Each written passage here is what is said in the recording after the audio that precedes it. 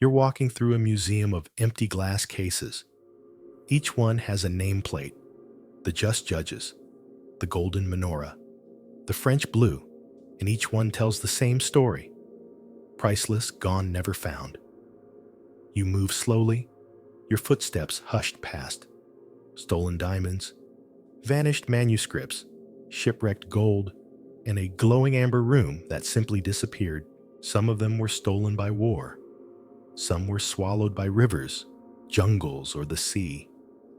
And some were just misplaced, like grandma's brooch, but worth $300 million. And here's the thing: these aren't legends. They're real. Recorded, documented, confirmed by kings and emperors, monks and museums, presidents and pirates. Every one of them existed. Every one of them vanished. And no one has found them. You'd think that after a few centuries, we'd stop looking, that we'd accept the treasures are gone, like a forgotten tune or a dream from last week. But no, that's not how we're wired. Something in us, something ancient, still stirs at the sound of a mystery. And nothing whispers louder than a treasure lost. Maybe it's the hope. Maybe it's the challenge.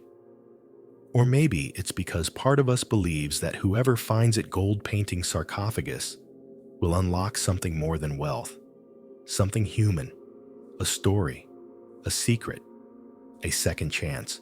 So tonight, you'll follow in the footsteps of emperors, adventurers, generals, jewelers, and the occasional deeply underqualified museum guard. You'll sneak past castle walls, dive into shipwrecks, and peer into underground vaults that haven't been opened in 600 years. And yes, you might get stuck in a few booby traps. Sorry about that. So before you get comfortable, take a moment to like the video and subscribe, but only if you really like what I'm doing here. And hey, drop your location and local time in the comments. I want to know where in the world you're listening from. Now turn off the lights, maybe turn on the fan for some soothing noise, and let's get started on tonight's journey together. It's late. You're standing on the deck of a creaking wooden ship. The harbor is quiet. Somewhere behind you, the city of Lima sleeps uneasily. Ahead lies nothing but black ocean, stretching endlessly toward the horizon. The year is 1820, and below your feet, hidden beneath the planks and barrels, is one of the largest treasures ever assembled in the New World. You're the captain now, and you're about to do something that will make you both legend and fugitive. This is the story of the lost treasure of Lima. At the time, Lima wasn't just another colonial city. It was the glittering jewel of the Spanish Empire in South America. People called it the City of Kings, and for good reason. It had everything: ornate cathedrals, trimmed with gold palaces shimmering with silver, and emeralds, markets overflowing with spices, silks, and all the luxuries the Spanish galleons could carry. But prosperity is just another word for really tempting target. And by 1820, the political ground beneath the city was shifting. The independence movement was sweeping across South America like wildfire, and Lima was about to be caught in the blaze. Spain's viceroy in Peru, a man named José de la Serna, knew the city couldn't hold out much longer. And he also knew that if the rebels got in, they wouldn't just take the city. They'd take everything. So the viceroy made a choice. He would evacuate the treasure. Not just the coins and bars, but the sacred artifacts too. Jeweled crucifixes, golden crowns, silver candelabras, church relics of saints whose names no one could spell, and the crown jewel, literally, a life-size statue of the Virgin Mary, crafted from pure gold and encrusted with emeralds the size of olives. It reportedly made grown men speechless. It might have been the most valuable religious object ever created in the Americas. Now, obviously, you don't just put all that on a donkey and head out into the jungle. You need a boat and a man you can trust. That man, for better or worse, was Captain William Thompson. Thompson was British, but he had spent enough time in South America to know the coastline better than most. He commanded a ship called the Mary Deer, and by all accounts, he was respected professional discreet, not the kind to get emotional about things like, say, mass treasure relocation under the cover of darkness. He was told to sail out, find a safe place to stash the cargo, and wait. Once the Spanish regained control of Lima, they would send for it. Easy plan, except of course Thompson didn't wait. Barely a few days out of port, somewhere off the coast of what is now Costa Rica, Captain Thompson gathered his crew. Maybe they all knew what was coming. Maybe he had to give a fiery speech. Gentlemen, he might have said, do we want to be errand boys for an empire? Or kings of our own? Whatever the pitch, they mutinied. They murdered the Spanish guards on board. And suddenly the treasure was theirs. Now comes the tricky part, hiding it. Thompson set his sights on Cocos Island, a lush remote speck of land in the Pacific about 350 miles off the coast. Imagine a forgotten island draped in rainforest, surrounded by rocky cliffs and thick with mist. Perfect for pirates. In fact, it's inspired more than a few. Some say Robert Louis Stevenson based Treasure Island on it. Others claim it holds multiple buried hoards. But the most famous story, that's Thompson's. They landed. They hauled the treasure ashore. They dug deep. And they buried everything. No maps. No markers. Just memory. But fate doesn't let you walk away that easily. Soon after, the Mary Deer was captured by a Spanish patrol ship still searching for the treasure. Thompson and his crew were taken prisoner. He held out under questioning, maybe even felt clever about it, until he was threatened with execution. At that point, his survival instinct kicked in. He offered a deal. Take him back to the island. He'd show them where it was. The patrol ship agreed. They sailed to Cocos Island, and then Thompson disappeared. No, seriously. Somewhere in the jungle, surrounded by Spanish soldiers, he made a break for it, ran into the underbrush, and never came back. Did he die? Did he escape? Did he come back for the treasure? Later in disguise, historians still debate whether he outwitted the Spanish or just got really, really lucky. The soldiers searched the island for weeks. They found nothing. No treasure. No markers. No hint of where to start digging. Just damp earth and endless trees. Back in Spain, the crown was furious. A fortune had vanished. They launched more expeditions. None succeeded. As the years passed, the tale became legend, and yet the treasure fever didn't fade. Over the next 2 centuries, more than 300 official expeditions were launched to search for the treasure of Lima on Cocos Island. Hundreds more went unofficially. Treasure hunters brought maps tools, dynamite, sonar, scuba gear, ground-penetrating radar, you name it. Some stayed for months, even years. They carved into hillsides, tunneled through rock, hacked through jungle dove into caves. They found rusted nails, empty crates, a lot of mud, but never the gold. Even Franklin D. Roosevelt, yes, that FDR, visited Cocos Island as a young man in the early 20th century, curious about the tale. He didn't find the treasure either, but reportedly called it a place full of dreams. In 1997, UNESCO declared the island a World Heritage Site.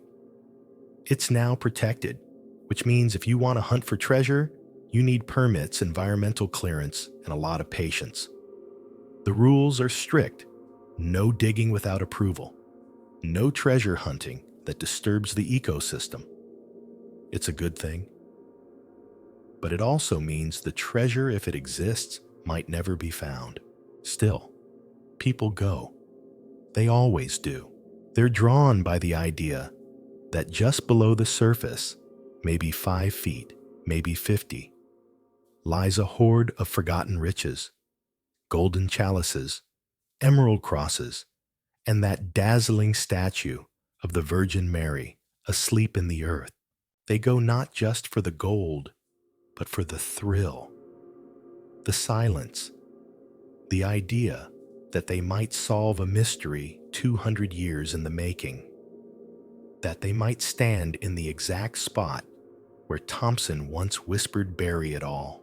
Will the treasure ever be found? No one knows. Maybe it's still there. Maybe Thompson came back and took it. Maybe it's gone scattered in pieces across the world. Or maybe it's right beneath someone's feet just waiting. You walk now through ancient streets laid in stone 2,000 years ago, every step echoing off the ruins of a once mighty city. Wind howls softly through broken columns. Somewhere beneath this modern metropolis lies the tomb of a man who conquered half the known world before he was 30. But try as they might, no one has ever found him. No golden sarcophagus, no majestic burial chamber, just whispers in the dust.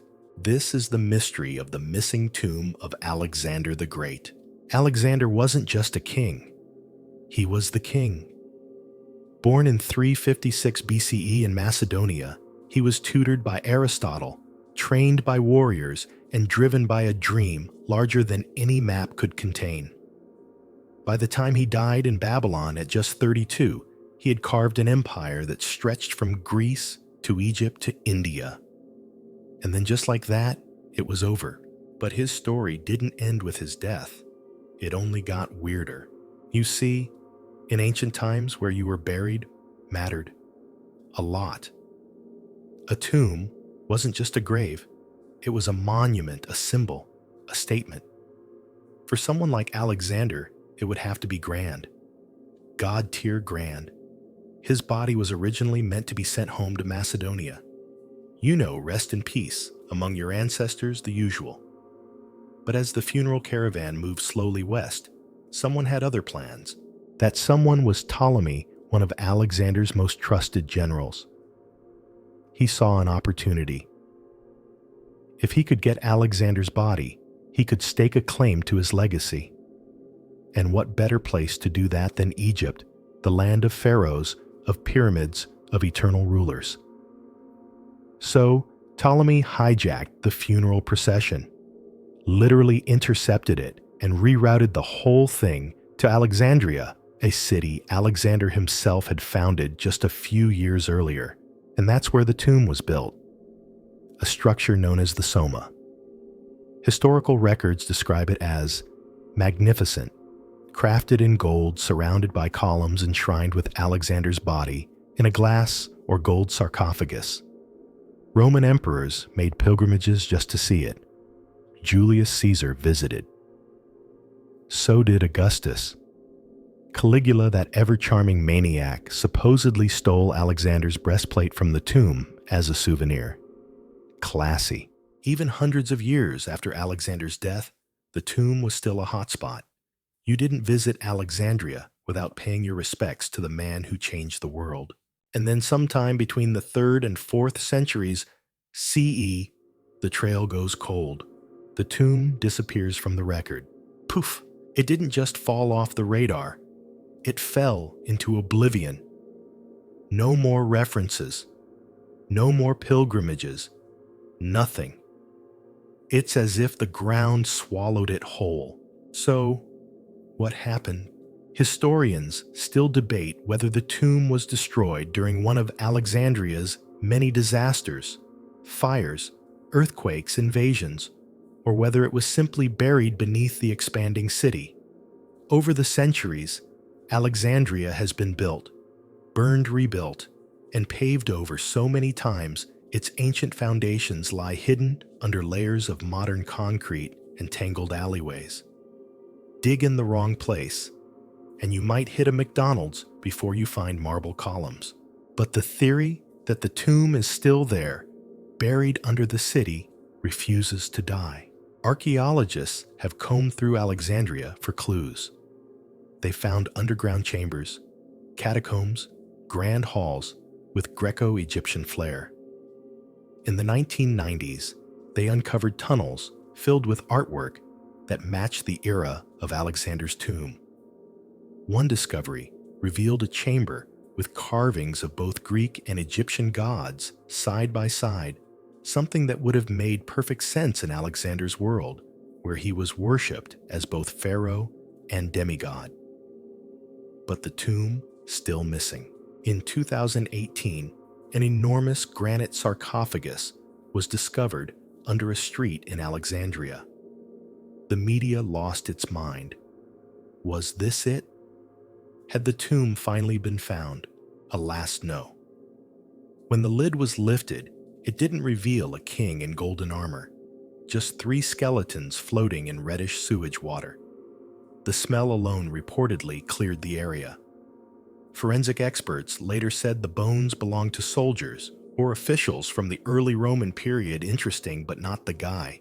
Disappointment aside, the search continues. Because if Alexander's tomb is still down there, it would be one of the greatest archaeological discoveries of all time. Imagine finding the body of the man who spread Greek culture across the ancient world, who built cities, toppled empires, and inspired legends from Julius Caesar to Napoleon. And there's one more reason people care so much. There's a chance, just a chance, that inside that tomb could be scrolls, letters, or artifacts lost to history. We still don't know how Alexander died. Was it poisoning, malaria, typhoid?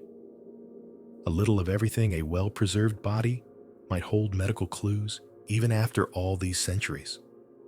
Or maybe he left instructions, secrets, a map, a final act of conquest scrawled into parchment. It's the ultimate unopened gift box of antiquity. And so, Alexandria watches. Above ground, life goes on. Cars, honk street vendors, shout tourists, snap photos of Roman columns while sipping iced coffee. But below, under meters of stone and rubble, there could be something sleeping. A silent sarcophagus, a dusty crown, a sword still sharp in the dark. Maybe one day technology will catch up. Maybe someone will get permission to dig where no one has dared before. Or maybe it'll happen by accident. A construction worker, jackhammering through a sidewalk, suddenly staring into the eyes of history itself. But until then, the tomb of Alexander remains lost, and in its absence, the myth only grows. Did Ptolemy build it as grand as they say? Did someone steal the body? Did Christian or Islamic leaders destroy it during later purges of pagan artifacts? Or did time simply win? We may never know. But if you ever visit Alexandria, walk slowly. Listen carefully. Somewhere beneath your feet might lie a man who never wanted a quiet grave, whose legacy refused to fade. Alexander the Great, dead for over 2 millennia, still refusing to stay buried. You're standing at the edge of a vast desert. The sky is silent, the sand around you hot and endless, rippling in the sunlight, like the surface of a dream. Somewhere buried beneath this ancient dust, or maybe hidden inside a temple or locked in a vault you'll never find, rests an object so sacred, so legendary, it could unite a nation or unleash a storm. It's not gold. It's not a jewel. It's a wooden box covered in gold leaf. And inside, the very voice of God. This is the mystery of the lost Ark of the Covenant. You've probably heard of it. Maybe from Sunday school. Maybe from Indiana Jones. but long before Hollywood gave it a dramatic theme song, and melting Nazis, the Ark was one of the most mysterious and powerful relics ever described in human history. According to the Hebrew Bible, the Ark was built under the direction of Moses, following precise instructions given by God himself. Not approximately, not however you like Moses. No exact measurements. Made from acacia wood, overlaid with pure gold, and topped with 2 golden cherubim, whose wings arched toward each other like a pair of divine sentries. This wasn't some crude, religious box, it was a masterpiece. A sacred container with a direct line to the heavens. Inside were 3 items: the stone tablets of the 10 Commandments, a golden jar of manna, the mysterious food from the desert, and the staff of Aaron, which reportedly budded with flowers as a sign of divine authority. But the Ark wasn't just a storage box. It was said to contain the very presence of God. That's a lot of responsibility for a box, and it had power. Real terrifying power, if the stories are to be believed. When the Israelites carried it into battle, they often won. When they crossed the Jordan River with it, the waters parted. When they marched around the walls of Jericho with the Ark leading the way, the walls crumbled to the ground. And when a man once touched the Ark without permission, just to steady it, mind you, he dropped dead on the spot. No touching. Absolutely no touching. The Ark was eventually placed in the Holy of Holies, the innermost chamber of Solomon's temple in Jerusalem. Only the high priest could enter that room, and only once a year on Yom Kippur to make atonement for the people. He had to purify himself first, and according to tradition, they tied a rope around his ankle in case he died inside, and no one could go in after him. Just tug him out. But then came disaster. In 586 BCE, the Babylonian Empire, led by King Nebuchadnezzar, invaded Jerusalem. They destroyed the city, burned the temple, and took most of the population into exile.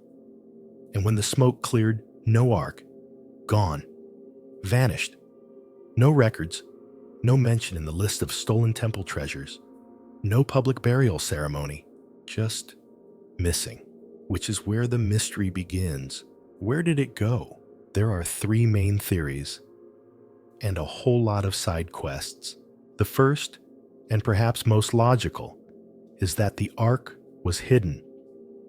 The priests may have known the attack was coming. They had time.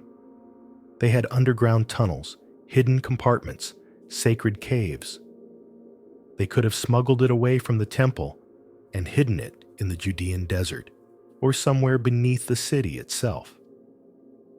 There are dozens of rumors about secret chambers under the Temple Mount in Jerusalem, some real, some imaginary, and to this day, no one is allowed to dig under the site. Not because they're afraid of the Ark, but because the area is considered one of the holiest and most politically sensitive in the world. The second theory points to Egypt. Some believe a group of Israelites, or perhaps a faction of priests, escaped to Egypt during or before the Babylonian siege, bringing the Ark with them. The Ark may have ended up in an Egyptian temple, buried in the sands near Luxor, or hidden in a secret chamber carved into the cliffs. Over time, it could have been absorbed into local religious traditions or sealed away waiting to be rediscovered. The third and by far the most persistent theory is that the Ark is in Ethiopia. According to Ethiopian tradition, the Ark was taken by Menelik III, the son of King Solomon and the Queen of Sheba. He supposedly brought it to Ethiopia nearly 3,000 years ago, where it has remained ever since. Today, a small chapel in the city of Axum claims to house the Ark. Only one man, the guardian of the Ark, is allowed to see it. He lives in the chapel, prays over it daily, and never leaves. No one else is permitted to view the object. Tourists can visit the building. They can peek through the fence. They can ask the guardian politely, but no one has ever laid eyes on the Ark. Scholars are skeptical. They point out that even if there is an old box in that chapel, there's no proof it's the Ark. No carbon dating, no photographs, just generations of belief secrecy and a lot of legends. Still, the theory persists. Then there are the wilder ideas. Some say the Ark is buried under the Vatican. Others claim it's hidden in a cave in Jordan, or in the mountains of Arabia, or locked in a warehouse marked top secret in the basement of some government facility. Ahem. What makes the Ark so compelling isn't just the mystery, it's the meaning. The Ark was a symbol of divine connection. It represented power and purity, but also danger. It was sacred, yes, but also explosive, unstable, glorious and terrifying in equal measure. And now it's out there somewhere, lost, sleeping, or maybe destroyed, burned in a fire, dismantled and used for parts. A holy object reduced to ashes. But maybe not. Every few years, a new theory makes headlines. A new dig is approved. A new satellite image reveals something strange in the dirt. Scholars argue. Documentaries are filmed. People stare at the hills wondering what if it's just under there. And you walking through the desert in your imagination can almost feel it. A golden box. 2 winged angels touching tips above a lid no one dares open. Waiting in silence. Guarded by time. Alive in story.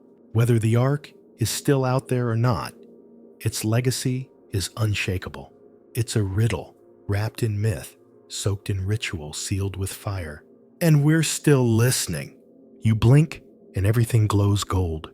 The walls shimmer with honey-colored light. The air smells faintly of tree sap and aged wood. Every inch around you gleams panels of amber, polished until they glow from within, inlaid with golden leaf and tiny flawless mosaics. It's not a palace. It's a room. A room made almost entirely from fossilized sunlight. You're standing in the amber room, and then like the flick of a switch, it's gone, vanished. This is one of the most haunting art thefts in modern history. A room built to be eternal, and yet stolen in the blink of a war. Let's start at the beginning, because the story of the Amber Room is as strange and glittering as the treasure itself. It began in early 18th century Prussia. King Frederick I thus wanted something extraordinary. Something so stunning, so over the top, that it would make visitors stop mid-sentence and whisper. So in 1701, he commissioned master craftsmen to build a room entirely of amber panels, a project so absurdly ambitious that most sane architects would have laughed and politely declined. Amber isn't exactly an easy building material. It's fossilized tree resin. It can crack, melt, or shatter, and it's incredibly rare, especially the kind needed for an entire room. But that didn't stop them. Over the next few years, Prussian artisans carved polished and pieced together glowing sheets of amber into wall panels decorated with gold leaf and delicate mirrors. The result was unlike anything in the world. Warm, golden, and hypnotic like sunlight frozen in time. But here's where things get even more interesting. In 1716, in a political gesture to strengthen ties between Prussia and Russia, Frederick's son, Frederick William I, gifted the Amber Room to Tsar Peter the Great. Now, to be clear, he didn't just hand over a couple of boxes and say, "Enjoy." The room had to be carefully disassembled, packed into crates, and sent across Europe by ship and carriage to Russia. Kind of like mailing someone the Sistine Chapel. Once it arrived, the Russians knew they had something special. Over the years, Russian artists and craftsmen added to the room, expanding it, enhancing it, and eventually installing it in the Catherine Palace near St. Petersburg. By the time it was finished, it covered over 590 square feet and included more than 6 tons of amber. Imagine walking into a space where the walls shimmered like firelight with golden mosaics glowing from every surface. People called it the eighth wonder of the world, and they weren't exaggerating. For 2 centuries, the Amber Room stood as a shining symbol of Imperial Russia, visited by royals, ambassadors, artists, and curious travelers. It survived revolutions, political turmoil, and palace renovations. Somehow, it endured until World War II. In 1941, Nazi Germany launched Operation Barbarossa, the massive invasion of the Soviet Union. And as German troops advanced toward Leningrad, now St. Petersburg, the curators of the Catherine Palace tried desperately to protect its treasures. But the Amber Room presented a problem. After 200 years, the amber panels had become incredibly brittle. They couldn't be moved easily. The staff tried covering the room with wallpaper, hoping the invading army wouldn't notice the golden glow hiding behind floral patterns. Spoiler, they noticed. The Nazis recognized the room's value immediately. After all, it had once belonged to Prussia, and Hitler's regime was obsessed with reclaiming German cultural property. So they carefully dismantled the entire room, packed it into crates, and shipped it back to Germany. By October 1941, the Amber Room had been reinstalled in Königsberg Castle in what is now Kaliningrad, Russia. It was put on public display, proudly shown off as a reclaimed cultural prize. And then just like that, it vanished. As the tide of the war turned and Soviet forces pushed west, the city of Königsberg came under heavy bombing. In 1944, Allied air raids reduced large parts of the city to rubble. Fires swept through the castle, and by the time the Soviets arrived in 1945, the Amber Room was gone. Was it destroyed in the bombing, burned in the fire, hidden in a secret bunker, loaded onto a fleeing train, and sunk into the sea? No one knows. And that's where the mystery deepens. In the years after the war, the Soviet Union launched an intense investigation into the room's disappearance. Rumors flew that the Nazis had hidden the panels in a salt mine, a sunken ship, a mountain tunnel, or even in an underground castle vault. Expeditions were launched. Old Nazi officers were questioned. Whole buildings were torn apart brick by brick. But the Amber Room was nowhere to be found. Some people believe it was destroyed, its delicate amber vaporized in the heat of Allied firebombing. Others insist it's still out there, that it was hidden by German officers. In the chaos of the war's end, its crates sealed away in an unmarked bunker or cavern, waiting for someone with the right map and just enough luck. There are even rumors of deathbed confessions, secret tunnels in Poland, and coded documents pointing to long-forgotten hiding places. Each new theory sparks a new round of hope and another cold trail. The mystery has become part of the Amber Room's legacy. A lost masterpiece that might still exist somewhere. A treasure too beautiful to be real, and yet too real to forget. But there's a twist to this story. In the late 20th century, the Russian government decided they weren't going to wait anymore. Using old photographs records and the skills of master artisans, they began to rebuild the Amber Room, one panel, one mosaic, one golden trim at a time. It took decades, but in 2003, on the 300th anniversary of St. Petersburg, the replica Amber Room was officially opened to the public inside the restored Catherine Palace. And it's stunning. A painstaking recreation. A triumph of art history and sheer stubbornness. But make no mistake, it's still a replica. The original is gone. Or is it, every year, someone new claims to have found a clue? A cave in Germany. A map from a soldier's diary. A sonar ping under a Polish lake. The Amber Room has become the ultimate historical ghost story, always out of reach, always just one step away from rediscovery. It reminds us how fragile beauty can be, how even something made to last forever can disappear in a single moment of fire and war. But maybe it also reminds us of something more hopeful, that art can be reborn. That even in loss, we can recreate, imagine, and honor what once was. Still, if you ever find yourself deep in a forgotten castle, or hiking through the Bavarian forest, and the light suddenly shifts to a warm golden glow, well, you might want to start digging. Just in case, you're underground now. Not in a cave, not in a tomb, but somewhere beneath the Kremlin. The walls around you are stone cold and whispering. Dust settles in ancient corners. You feel the hush of time pressing in.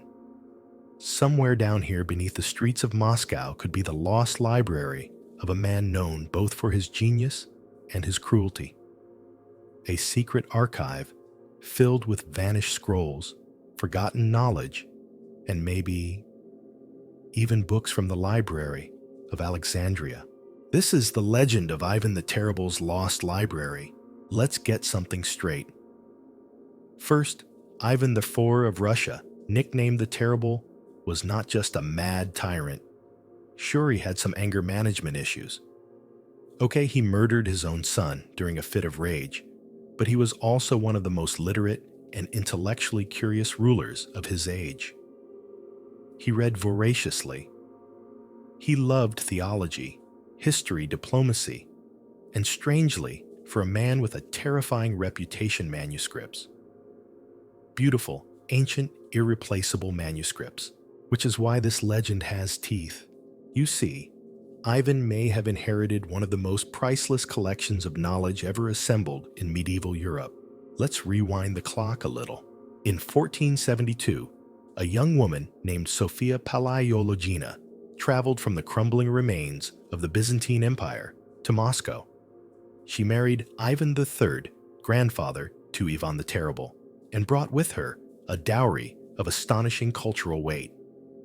Sophia was a niece of Constantine V, the last Byzantine emperor, and her arrival in Moscow was more than just a political alliance. It was the symbolic transfer of the Byzantine legacy to Russia, and with her came books, hundreds of them, maybe thousands, illuminated scrolls, Greek philosophical works, early Christian theology, legal codes, scientific treatises, many of which had been preserved in Constantinople for centuries. Some legends even claim that when Constantinople fell in 1453, a few desperate scholars smuggled out fragments of the Library of Alexandria, hidden for centuries in the imperial vaults, and that those texts followed Sophia to Russia. True or not, here's what we do know. Sophia's collection became the foundation of a growing royal library in Moscow. And Ivan the Terrible, being both a bookworm and a paranoid control freak, wanted it all to himself. Under Ivan's reign in the 16th century, the library expanded. He reportedly sent emissaries to Greece and the Middle East to collect rare texts. Rumors spread that he had acquired ancient Hebrew writings, lost Roman volumes, and early Islamic manuscripts, each one more obscure and valuable than the last. But he didn't just read them. He hid them. Ivan had the library stored in a secret location, possibly under the Kremlin itself. Some say it was kept in a sealed chamber, beneath one of the towers. Others believe it was buried deep beneath the palace complex in a vault only he could access. According to a few tantalizing 16th century documents, the books were stored in iron-bound chests, and the vault was protected by traps bricked up walls, and a code known only to a handful of trusted advisors. Then, Ivan died, and the location of the library died with him. That's when the legend started to grow. Over the centuries, dozens of people, rulers, scholars, even invading armies, tried to locate the library. In the early 1600s, during Russia's chaotic time of troubles, documents surfaced suggesting the library had been seen, even cataloged, but no one could agree where it was. Later in the 18th and 19th centuries, when the czars became obsessed with modernizing and cataloging, the empire's cultural wealth teams were sent to search beneath the Kremlin. They found tunnels, they found sealed chambers, they found strange architectural anomalies, walls built around nothing, stairs leading to solid stone, but no books. In the 20th century, the Soviet Union, despite being highly skeptical of religious or royalist legends, quietly funded multiple digs beneath the Kremlin. Stalin himself was reportedly fascinated by Ivan the Terrible. He commissioned scholars and archaeologists to explore the old fortress foundations, hoping the discovery of the lost library might link the Soviet regime to Russia's imperial grandeur. Once again, nothing. Or nothing we were told about. See, here's where it gets extra shadowy. Some researchers believe the library may have been found during one of the Soviet digs, but then re-hidden or sealed away. Maybe because it contained explosive religious texts. Maybe because it would have reignited monarchist sympathies. Or maybe it simply proved too dangerous. After all, what if the scrolls contained forbidden knowledge, ancient prophecies, heretical doctrines, secret political insights, things the regime would rather forget than explain? Or maybe the Soviet scholars just found old bricks and rat bones. That's the thing with mysteries, every theory is equally unprovable. But the search hasn't stopped. In recent decades, with modern technology, ground-penetrating radar 3D mapping, geophysical scanning, new teams have resumed the hunt. Each time a fresh anomaly appears under the Kremlin, there's speculation. Could this be the vault? Could this be the entrance? Could this finally be the place where Ivan hid his beloved, cursed, magnificent books? So far, the silence holds, but the details, those old threads in the legend, still tantalize. A document from 1570 refers to the chamber beneath the tower where the ancient volumes are kept. A foreign ambassador once claimed to have been shown a portion of the collection rows of shelves with books bound in blackened leather texts older than the empire itself. A fire in the 1600s was rumored to have destroyed part of the library, but not all. Some say the rest was moved. Others say it remains. There's even a persistent belief that the library wasn't destroyed, but that it was never found again because it was intentionally buried under stone behind walls in a place where only the next true ruler of Russia would be able to unlock it. A long game of cultural inheritance, whether or not it's real. The idea is seductive, a lost treasure trove of human knowledge buried under a fortress built to last, hidden by a ruler who believed in power, not just through armies, but through ideas. And somewhere, perhaps, under a marble floor in a Kremlin corridor, there's a trapdoor that hasn't been opened in 450 years. You stand there now in your imagination. The stone is cool beneath your feet. You feel the air shift slightly, like something behind the wall is waiting. Not gold, not jewels, but words. Thousands of them, lost, waiting. You're walking across a silent field in China. The grass rolls gently. The trees rustle just a little, and ahead of you rises a massive grassy mound, like a hill with secrets. At first glance, it's nothing special. But deep beneath your feet, an emperor sleeps. And not just any emperor, the first emperor. His body is surrounded by rivers of mercury, guarded by armies of clay, and encased in a tomb so vast that no one has dared to open it. This is the mystery of Qin Shi Huang's unopened tomb. Now, if the name sounds familiar, it's because Qin Shi Huang is one of the most important and intense figures in Chinese history. Born as Yingzheng, he unified China in 221 BCE, ending centuries of warring states and crowning himself the first emperor of a centralized imperial China.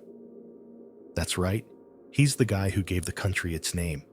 Qin is pronounced Qin, but conquest wasn't enough. Qin Shi Huang wanted immortality, and like many rulers obsessed with their legacy, he turned his attention underground. While most of us think about planning for retirement, Qin Shi Huang started building his tomb at the age of 13. Yes, 13. The moment he became king of Qin construction began. Over the next several decades, more than 700,000 laborers, yes, you read that right, worked to create what would become one of the largest and most mysterious burial complexes ever constructed. And yet for centuries, no one knew just how incredible it really was. That changed in 1974. A group of farmers digging a well near the city of Xi'an in Shanxi province hit something hard.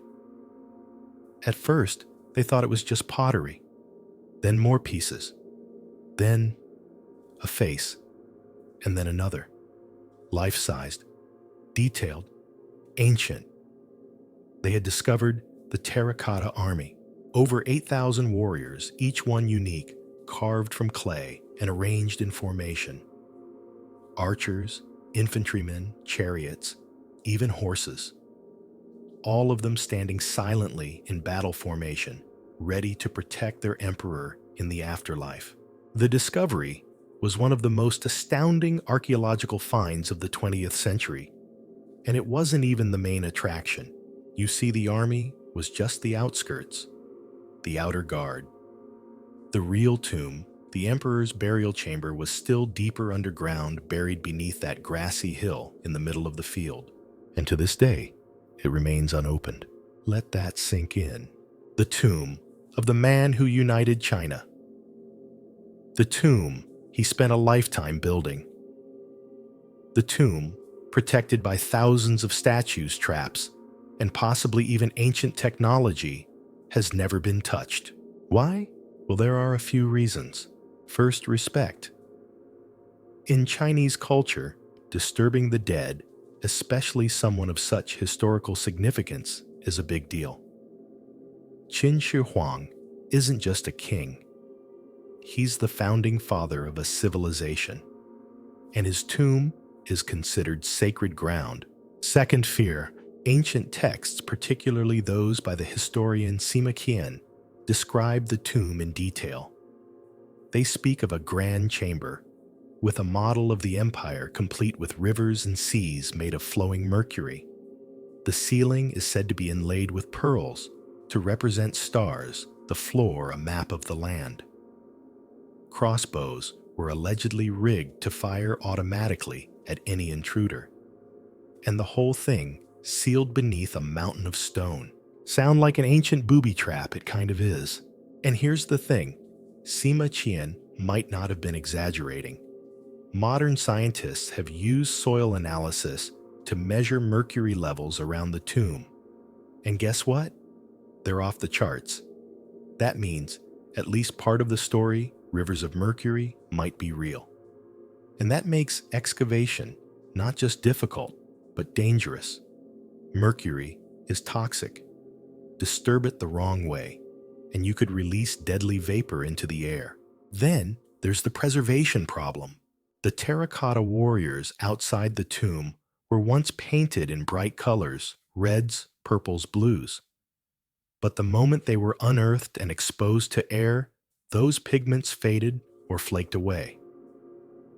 In a matter of hours, thousands of years of color were lost.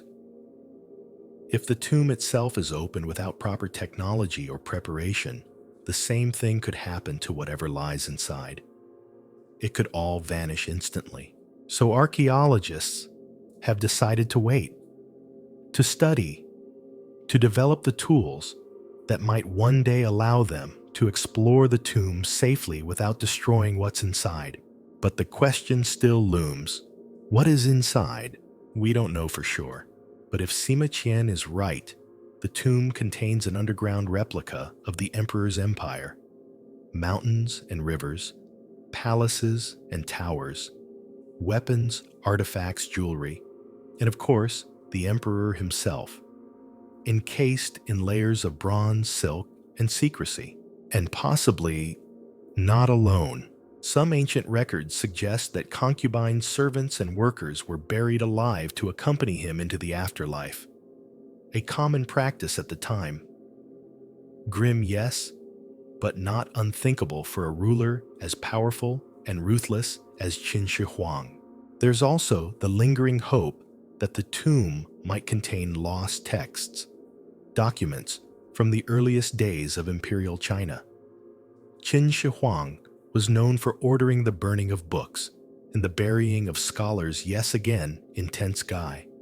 But if he had secret copies preserved for himself, they might still be waiting underground. Imagine an entire lost archive of ancient Chinese knowledge untouched for over 2,000 years. It's the kind of mystery that haunts historians and archaeologists alike. Not just because of what might be found, but because of what it means. Qin Shi Huang wanted to live forever. He searched for elixirs, funded expeditions to mythical islands, and even died while on a journey to find immortality. Ironically, it was the tomb he left behind that achieved what he never could, because here we are, 2,000 years later, still talking about him, still wondering what lies beneath that hill, still imagining those silent chambers sealed in darkness, watched over by statues who never blink. Maybe one day we'll open it. Maybe we'll find treasures beyond imagination. Or maybe we'll find silence. A stone room, a single coffin, a man who changed the world finally resting.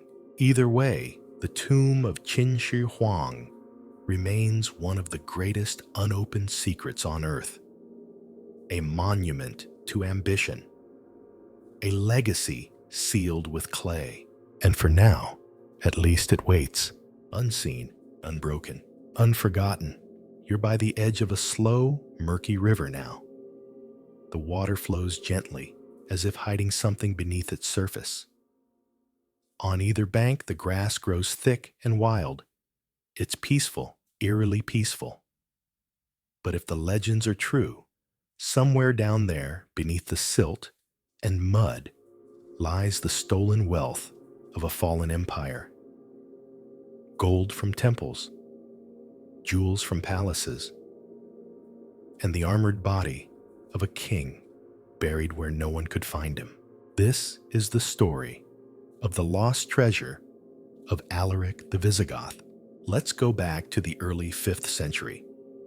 The Western Roman Empire was collapsing, crumbling from within like a marble statue hollowed out by termites. The once invincible empire was beset by corruption, infighting, and relentless invasions from tribes pushing in from the north and east. Among them were the Visigoths, a fierce and proud Germanic people led by their ambitious king, Alaric I. Alaric wasn't just another warlord trying to grab a slice of Roman land. He was a former Roman military commander, educated in Roman ways, trained in Roman strategy, and betrayed by the very empire he once served. After being denied land status and compensation, he did what any scorned general with an army at his back might do. He turned around and attacked Rome. In the year 410 CE, Alaric and his Visigothic forces laid siege to the Eternal City. Rome hadn't been sacked in nearly 800 years, not since the days of Hannibal and the Second Punic War. People believed the city was untouchable, protected, chosen. They were wrong. Alaric broke through the gates and marched in. What followed was a 3-day sack that shook the Roman world. His troops looted temples and palaces. They stripped the city of centuries of accumulated wealth: gold, silver, gem-studded statues, silk garments, artworks, religious relics. It was a symbolic death blow to the Roman West. The invincible city, the heart of the empire, had fallen to barbarians, but Alaric didn't linger. He gathered his treasure, hundreds of wagons worth, and led his army south. His goal, North Africa. He wanted to sail across the Mediterranean, conquer rich Roman territories, and build a new homeland for his people. But he never made it. On the journey through southern Italy, near the town of Cosenza, Alaric suddenly fell ill. Fever struck fast and hard. Within days, the warrior king who had conquered Rome was dead. His people were stunned. Their leader, the man who had dared to defy an empire, was gone. But the Visigoths weren't just going to bury him in a shallow grave or build a marker for grave robbers to find. They had a different plan. According to the 6th century historian Jordanes, the Visigoths engineered something extraordinary. They temporarily diverted the flow of the Busento River. Diverted a whole river. While the water ran along a man-made path, they dug a tomb in the dry riverbed. Into that grave they placed Alaric clad in armor, surrounded by the stolen treasure of Rome. Golden candlesticks, imperial statues, ceremonial weapons, and sacred relics that had once sat in temples and shrines. Then they let the river flow back. The water covered the grave, sealed it in mud and current, and erased every trace of what had been done. Oh, and to make sure the location stayed secret, the slaves who had helped dig the tomb were executed. Brutal, but efficient. From that moment, the resting place of Alaric and his treasure passed into legend. For over 1,600 years, the tale has endured. A fortune greater than that of most kingdoms, lying silently under a riverbed in southern Italy. Treasure hunters, historians, archaeologists, all have tried to find it. None have succeeded. And it's not for lack of trying. In the 19th and 20th centuries, various digs were launched along the Busento River, especially around the city of Cosenza, which still embraces its connection to the legend. Statues and plaques mark the tale. Tour guides recount the burial with dramatic flair. Every few years, a new expedition is announced.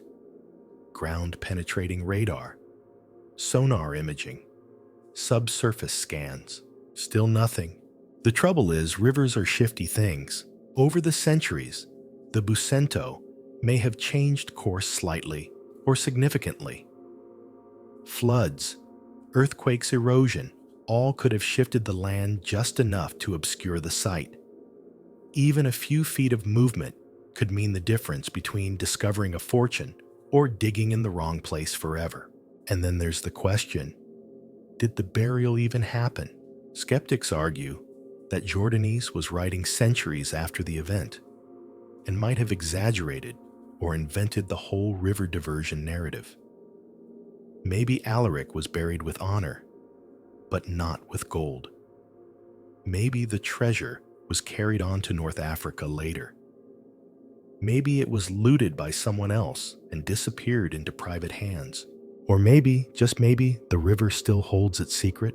If the treasure is there, it would be in remarkable condition. The water would have preserved the grave by sealing it in anaerobic mud, which can keep wood textiles and even human remains astonishingly intact. Imagine discovering not just the gold of ancient Rome, but the fully armored skeleton of Alaric himself, still clutching a sword, still guarding his legacy. It would be one of the greatest archaeological finds of all time, not just because of the wealth, but because of what it represents: the fall of one empire, the rise of another, and a king who walked between the worlds of Rome and the so-called barbarians. What makes Alaric's story so compelling isn't just the treasure. It's the mood, the sense of silence beneath the water, the idea that while the modern world races on cars rushing past phones, buzzing lives unfolding somewhere below, a warrior sleeps beneath the current with gold at his feet and history clenched in his fists. And so the river flows.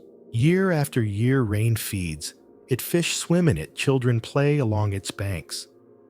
Tourists snap photos of the bridges, and the legend persists. Every now and then someone whispers, "This is the year they'll find it." Maybe. Or maybe that's the magic of the story, that it remains just beyond reach. A puzzle unsolved, a tomb untouched, a king resting in the river's cold embrace waiting. You're in post-war Japan now. The streets are quiet, the buildings are tired, and somewhere in a darkened government office, a masterpiece has vanished. Not a painting, not a sculpture, a sword. A blade forged with such precision and elegance that it was said to sing when unsheathed. A sword born from fire war, an artistry, and then lost without a trace. This is the story of the Hanjo Masamune, Japan's greatest missing sword. Let's start with the man behind the myth, Goro Nudo Masamune. If you've never heard of him, think of him as the Japanese Leonardo da Vinci of swordsmiths, only with more sparks, steel, and slicing. He lived in the late 13th and early 14th centuries during the Kamakura period. And he didn't just forge weapons, he forged legends. Masamune's swords weren't just sharp. They were spiritual, made with a technique called folding, which layered the metal again and again to create blades with astonishing strength, flexibility, and beauty.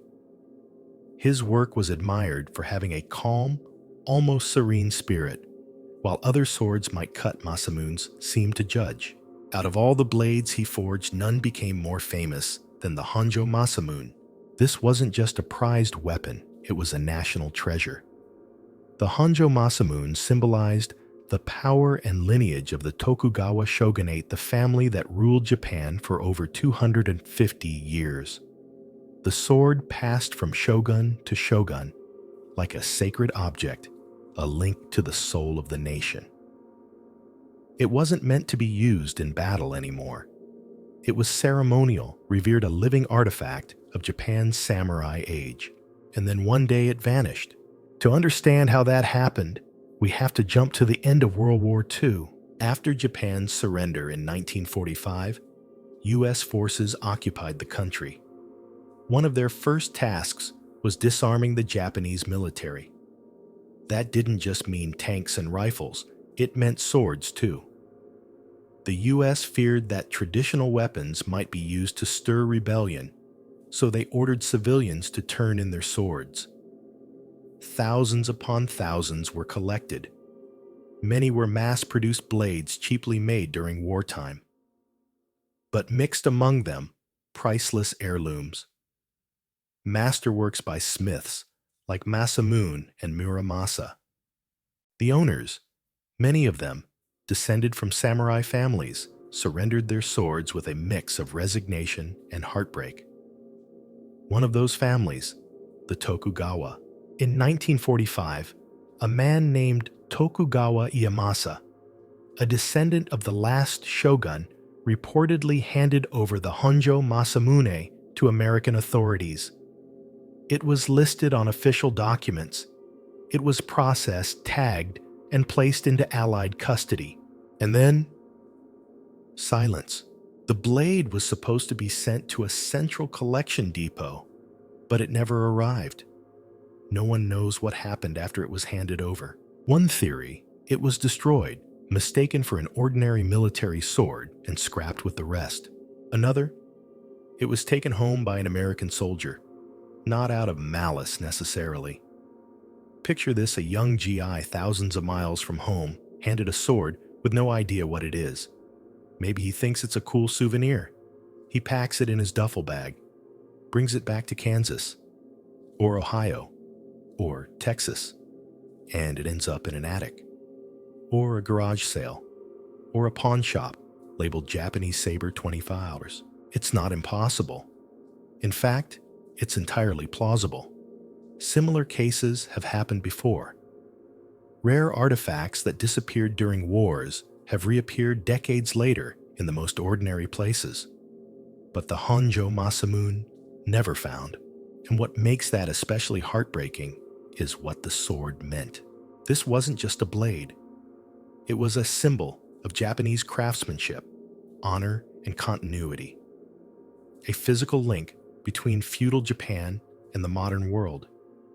It had survived centuries of civil war, survived regime changes, survived earthquakes and fire, and then, in a moment of confusion after one of history's greatest conflicts, it simply slipped through the cracks. Gone! Masamune's work was so respected that even his rival Muramasa became part of his legacy. According to legend, Masamune and Muramasa once held a contest. Each placed a blade in a stream. Muramasa's sword sliced through everything leaves fish, even the air itself. Masamune's floated gently, cutting only the leaves that touched it. The difference: Muramasa's blades were cursed, bloodthirsty. Masamune's were wise, noble. The tale probably never happened, but it tells you something about how people viewed his work. The Hanjo Masamune embodied that spirit. It's named after a general, Hanjo Shiganaga, who captured the blade in battle in the 16th century. The story goes that it actually split Shiganaga's helmet clean in two. He was so impressed, he kept the sword and gave it his name. From there, it passed through warlords and nobility until it landed in the hands of the Tokugawa, where it remained for generations. And now, no one knows where it is. Japan has classified it as a missing national treasure. Scholars, collectors, and martial artists have searched auction houses, attics, antique shops, and private collections. False alarms come and go. Photos of similar blades are analyzed with forensic detail. But every time, it's a different sword. A near miss. Some still hold out hope. If the Hanjo Masamune was indeed taken by a soldier, perhaps someone young and unaware, then maybe it still exists somewhere out there. In a forgotten box, wrapped in cloth, resting quietly under someone's stairs, waiting, because if it's found, it won't just be a victory for art historians. It would be a cultural reunion, the return of a national soul, and maybe a reminder that even in the wreckage of war, beauty sometimes survives. So if you ever stumble into an old estate sale and spot a blade that seems too perfect to be real, look closer. You might be holding a piece of Japan's lost heart. You're in Rome now, not the romantic postcard version. This is ancient Rome, roaring and sprawling, all marble and ambition. The streets are alive with chariots and sandals. The temples are full of gods with thunder in their names, and at the very center of it all burns a light that never goes out. It's the golden glow of the menorah, not just any menorah, but the one taken from the temple in Jerusalem. Carried here in triumph, paraded through the streets, enshrined in stone. And then, just like so many other treasures in history, it disappeared. This is the mystery of the lost menorah of the Second Temple. Let's rewind to 70 CE. The Roman Empire is flexing its muscles, and Judea, modern-day Israel, is in full rebellion. The Jewish-Roman War is brutal, and after years of tension, the Romans finally cracked down. Hard. Led by General Titus, Roman legions sieged the city of Jerusalem. After a devastating campaign, they breached the walls, destroyed the city, and burned the Second Temple to the ground. Now, the Second Temple wasn't just a building. It was the spiritual heart of Jewish life, a place believed to be the earthly home of God. And inside, it stood the golden menorah, a sacred seven-branched lampstand made to precise instructions in the book of Exodus. Pure gold, intricately designed, kept burning with holy oil. It symbolized divine wisdom and presence, and it was not meant to travel. But Rome didn't care about symbols. Rome liked trophies, so Titus ordered the menorah seized along with other sacred items. Silver trumpets, censers, the table of showbread. These weren't just religious objects. They were war spoils, proof that Rome had crushed a rebellion and dominated another people. The menorah, once kept in a sacred chamber in Jerusalem, was dragged through the streets of Rome in chains. How do we know this? Because they carved it in stone. The Arch of Titus, which still stands in Rome today, shows the menorah being carried in a victory parade. You can see it clear as day, broad curved branches, a heavy base held by Roman soldiers as they march past cheering crowds. That carving is one of our best records of what the menorah actually looked like. After the parade, the menorah was reportedly placed in the Temple of Peace, a structure built by Emperor Vespasian, Titus's father, to celebrate the conquest of Judea. The temple was a mix of shrine and museum filled with plundered wonders, Greek statues, Eastern jewels, and at its heart, the sacred objects from Jerusalem. And then say it with me, it vanished. The Temple of Peace burned down in 191 CE. Some say it was looted during the fire. Others believe the treasures were moved beforehand, hidden away in the imperial vaults, or relocated to safer grounds. But from that point forward, the menorah's trail disappears. Where did it go? Well, as with all great mysteries, there are theories. A lot of theories. One popular idea is that it remained in Rome for centuries, tucked away in the Lateran Palace, a papal residence before the Vatican existed. Medieval sources mention a seven-branched menorah among the church's treasures. But was it the menorah, or just a similar candelabrum used in ceremonies? Another theory follows the course of empire. In 455 CE, Rome was sacked by the Vandals, a Germanic tribe who stormed the city and hauled off its treasures, including possibly the menorah. They took their loot back to Carthage in North Africa. A century later, the Eastern Roman Byzantine general Belisarius conquered Carthage and reclaimed the spoils, reportedly sending them back to Constantinople. And then in a final twist, the Eastern Roman Emperor Justinian, deeply religious and maybe a little superstitious, allegedly had the menorah and other Jewish treasures sent to Jerusalem again, where they were supposedly placed in a Christian church. After that, nothing. The trail goes cold. Some believe the menorah was destroyed in a later invasion. Others think it was hidden again, either in Constantinople, Jerusalem, or maybe even buried by monks in a desert monastery to protect it from war and time. But one of the most persistent theories that it's in the Vatican. According to this line of thinking, the menorah never left Rome. Or if it did, it was eventually brought back and now lies somewhere in the vast, secretive archives beneath St. Peter's Basilica, hidden in the miles of shelves and vaults, known only to a few high-ranking clergy and scholars. It sounds like something out of a Dan Brown novel, sure, but there are serious people who believe it.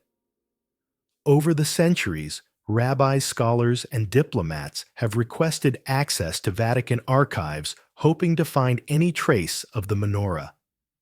Every time the answer is polite and firm, no comment, whether that's because they're hiding something or because there's genuinely nothing to show is still unknown. But imagine if it were found. The religious and political implications would be enormous. For the Jewish people, the menorah is more than a relic. It's a symbol of hope, faith, and identity. For centuries, it has appeared on Jewish coins art and eventually the national emblem of the modern state of Israel. Finding the original would be like recovering a part of the soul of a nation. So, where is it? Beneath a Roman ruin, tucked into the vaults of the Vatican, sealed in a desert cave, or long since melted down and lost forever? Historians still debate whether the object Titus paraded through Rome was the actual biblical menorah or just a symbolic version created during Herod's temple renovations. It's possible the original was hidden by the temple priests before the Romans arrived, never captured at all. That's the haunting part. We might be chasing an imitation. Or we might be standing above the real thing, just a few feet of earth, separating us from a light that once burned in the house of God. And you're standing in a shadowy corridor, now somewhere deep under the city. You brush your hand along a damp stone wall, and for just a second, you swear you see it. A flicker of golden light in the dark, 7 branches, a glow that feels older than time. Then it's gone. But the mystery, that stays with you. You're inside a jeweled egg. Not literally, of course, but it feels that way. Imagine a sphere no bigger than a grapefruit, so delicate and intricate, you almost don't want to breathe near it. Gold lacework wraps around milky enamel. Tiny diamonds sparkle from the corners, and hidden inside, maybe a miniature painting, a golden rooster, a wind-up chariot, or a secret timepiece. Each one was a gift of love, power, and precision. But some of them vanished. This is the story of the missing Faberge eggs. Let's rewind to Imperial Russia. It's the late 19th century. The Romanovs, Russia's royal family, are still sitting comfortably on the throne wrapped in fur, dripping with pearls, ruling an empire that spans 11 time zones. And at the center of this world of snow and diamonds is Tsar Alexander III, who wants to give his wife something unforgettable for Easter. Not a chocolate bunny, not a pastel basket. No, he wants a treasure. So in 1885, he commissions a jeweler named Peter Carl Faberge, the son of a master goldsmith, to create something elegant, meaningful, and utterly unique. Faberge delivers. The first egg, now known as the hen. Egg looks simple. From the outside, white enamel, clean, regal. But inside, surprise. A golden yolk. And inside that yolk, a golden hen. And inside that hen, a miniature crown and ruby pendant, now sadly lost. It's a jewel box. Within a jewel box, a game of imperial peekaboo. The Empress is delighted, and thus begins one of the most extravagant traditions in art history. Every year, Faberge creates a new egg for the Russian royal family. Each one more dazzling, more complicated, more imaginative than the last. Some contain portraits, others mechanical wonders, and one even has a miniature replica of the Trans-Siberian Railway, complete with a working tiny engine. The eggs aren't just pretty, they're technical marvels. Faberge and his team of artisans, over 500 at the workshop's height, spend months, sometimes years, crafting these gifts. Every hinge, clasp, and mechanism is handmade. They use gold, platinum, diamonds, sapphires, rock, crystal, enamel, the finest materials money and monarchy can buy. Between 1885 and 1917, At least 50 imperial Faberge eggs are made mostly for Alexander III and later his son, Nicholas II, who continues the tradition by giving one to both his wife and his mother each Easter. But history, as it often does, changes everything. In 1917, the Russian Revolution explodes. The Romanovs are overthrown. Nicholas II, his wife Alexandra, and their children are imprisoned and eventually executed. The imperial world of Faberge, eggs, czarist etiquette, and Easter pageantry is over. The eggs, though, they survive, at least some of them. In the chaos following the revolution, the Faberge eggs are seized by the Bolsheviks. Some are placed in the newly formed Kremlin Armory Museum. Others are sold off to fund the struggling Soviet government. Many wind up in Europe and America, snapped up by collectors who understand that these glittering ovals are more than trinkets. They are time capsules. Enter Armand Hammer, yes, of that Hammer family. A businessman and art dealer with connections in the Soviet Union, Hammer begins purchasing and exporting Russian treasures in the 1920s. Several Faberge eggs pass through his hands, eventually landing in the collections of oil tycoons and socialites across the West. Later, another major figure enters the scene, Malcolm Forbes, publisher of Forbes magazine. He amasses one of the largest private collections of Faberge eggs in the world. It's his 2004 sale of these eggs to Russian billionaire Viktor Vekselberg that brings many of them back to Russia, now displayed in the Faberge Museum in St. Petersburg. But here's where the mystery deepens. Of the 50 known imperial eggs, only 43 are accounted for. 7 are still missing. Some may have been destroyed in the chaos of the Revolution or World War II. Others may be sitting quietly in dusty attics or private vaults, their owners unaware of their true value. And in at least one case, the mystery cracked open. In 2014, a scrap metal dealer in the American Midwest bought a golden egg at a flea market for about $14,000. He intended to melt it down for the gold, but he paused luckily when he saw the name Vacheron Constantin on the tiny watch hidden inside. A quick Google search later, and he realized he was holding the third imperial Faberge egg, last seen in public over a century earlier. Its estimated value over $30 million. That egg now sits safely in a collection, but the discovery ignited a firestorm of interest. If one missing egg could resurface in a secondhand shop, what about the others? What if one's tucked into a forgotten jewelry box in Paris, or hidden inside a bank vault in Buenos Aires, or gathering dust behind a false wall in some faded European estate? Each missing egg has a name and a history. There's the Nobel ice egg said to shimmer like frost, the Royal Danish egg, a tribute to Queen Louise, the cherub with chariot egg, which once held a golden cupid, all vanished.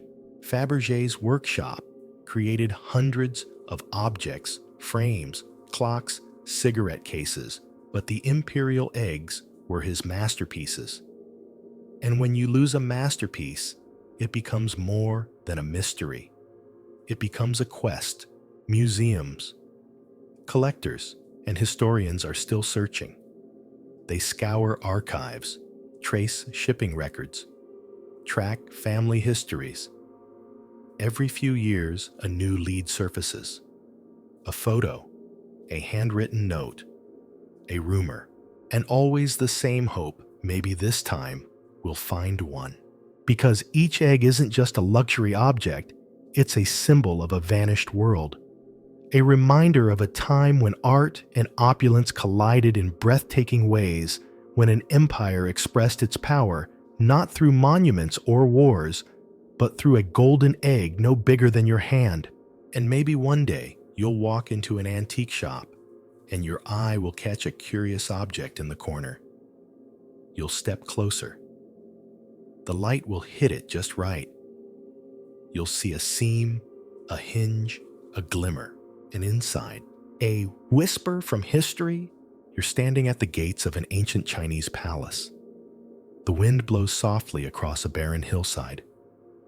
No guards, no fanfare, just the silence of time. Somewhere perhaps buried in the earth, lost to centuries of war and upheaval, is a single object. It doesn't glitter. It doesn't shine. It's carved from jade, small enough to hold in one hand. But it was once the most powerful symbol of authority in all of China. This is the mystery of the heirloom seal of the realm, the missing imperial jade seal that vanished into legend. Let's begin at the beginning. In 221 BCE, the same year, Qin Shi Huang declared himself the first emperor of a unified China. He commissioned a very specific artifact, a jade seal carved from a single piece of rare Hashibi jade, a gemstone of such purity and prestige that wars had nearly been fought over it. The seal was square with a knob sculpted in the shape of a coiled dragon, and on its base it bore an inscription in ancient script. Having received the mandate from heaven, may the emperor lead a long and prosperous life. Not exactly subtle. This wasn't just a stamp. It was the divine receipt for ruling the empire. In Chinese tradition, the emperor's legitimacy came from heaven itself, a celestial mandate that could not be forged. The jade seal became the physical embodiment of that authority. Possess the seal, and you were emperor. Lose the seal, and you were nothing. The heirloom seal was passed down through centuries of dynasties, from the Qin to the Han, from warlords to generals. Each time, it was treated like sacred fire, carried into battle, locked in palaces, hidden during times of rebellion. It witnessed more coups, assassinations, and dynastic collapses than any royal artifact in human history. And then, somewhere around the 10th century, CE, it vanished. Gone. Disappeared from the historical record. The Tang dynasty fell, and with it came chaos. China fractured into warring kingdoms. And in the fog of that confusion, the seal simply disappeared. No one recorded its destruction. No triumphant warlord claimed it. It just stopped being mentioned. Which brings us to the question, where did it go? There are theories. Oh, so many theories. One says the seal was stolen and melted down during the Five Dynasties period, a chaotic era when China saw 5 regimes rise and fall in quick succession. According to this version, the seal may have been mistaken for regular jade or looted by soldiers who had no idea what they were holding. Another version claims it was hidden, buried in a tomb, sealed in a temple, or locked in a fortress that since crumbled to dust. Some say it was spirited away by a fleeing emperor and buried with him in an unmarked grave to preserve its sanctity. Then there's the theory that the seal still exists, passed down secretly through one of the imperial lines that survived in exile, hidden from conquerors, revolutionaries, and historians alike. But here's where it gets more complicated. After the original vanished, other seals emerged. Dynasties that followed the Tang, like the Song, the Yuan, and the Ming, created their own imperial seals. Some were used for administration, others were ceremonial. But none were the heirloom seal. They didn't carry the same heavenly inscription. They didn't carry the same spiritual weight. During the Qing dynasty, the Manchu emperors, aware of the legend, tried to gather or recreate as many old seals as possible. At one point, they possessed over 25 imperial seals, each for a different purpose. But even they admitted that the true heirloom seal had been lost, and when the Qing collapsed in 1912, giving way to the Republic of China, those seals were scattered. Some were taken by the fleeing imperial family. Others were stored in museums, and a few, well, they simply disappeared. To this day, no museum in the world has the original heirloom seal. Not in Beijing, not in Taipei, not in London or New York. Just replicas, interpretations, objects that hint at what once was. The mystery of the heirloom seal isn't just about an artifact, it's about legitimacy. Chinese dynasties often rose and fell based on the concept of the mandate of heaven. Earthquakes, famines, rebellions. These were seen not just as political problems, but as signs that heaven had revoked its blessing. The seal acted as a kind of cosmic receipt. Holding it proved your rule was right, inevitable, divine, which means losing it was more than embarrassing. It was disqualifying, and maybe that's why the seal was hidden. Maybe an emperor fearing defeat ordered it sealed away forever, so no rival could ever claim the divine right. If you can't have heaven's mandate, no one can. Some modern historians believe the heirloom seal might someday resurface, perhaps during a construction project in Xi'an or an excavation near Luoyang. Maybe a sealed chamber beneath a forgotten temple will open, revealing a box of white jade nestled in silk. Or perhaps a dusty antique in a private Taiwanese collection will turn out to be the real thing. But so far, nothing, not even a confirmed fragment. And yet the seal continues to cast a long shadow. Its image has appeared on coins, paintings, imperial robes. It's inspired fictional retellings, conspiracy theories, and scholarly debates. And for a seal that no one's seen in over 1,000 years, that's saying something. Because this isn't just a lost object, it's a lost idea. The idea that power is more than armies. That legitimacy can be carved in stone, or in this case, jade. That the right to rule isn't something you claim, but something you hold. In your hand, under your name, stamped in crimson on the face of history. So you stand, now in your mind, beside a great stone vault. The light flickers, the air is still, and somewhere inside, waiting on a silk cushion, is a square of pale green jade, glowing softly, quietly, like the approval of heaven. Waiting to be found, you're on the deck of a 16th century Portuguese carrack now. The sails billow above, the sun burns overhead, and the ocean below is so blue it hurts your eyes. This isn't just any ship, it's the Flor de la Mar, the flower of the sea, a floating treasure chest, loaded so full with plunder that it's nearly sinking under its own wealth. Pearls, gold, spices, rubies the size of thumbnails. Enough loot to bankrupt a kingdom or start one, and then the storm hits. This is the mystery of the lost Flor de la Mar, one of the greatest sunken treasure ships in history. Let's set the stage. It's the early 1500s, and Portugal is riding high on the age of exploration. Vasco da Gama had opened up the sea route to India, and suddenly the Portuguese are all over the Indian Ocean, setting up forts, trading posts, and occasionally doing a bit of polite looting. One of their key men is Afonso de Albuquerque, a naval commander, military strategist, and part-time conqueror. He's brilliant, ruthless, and ambitious.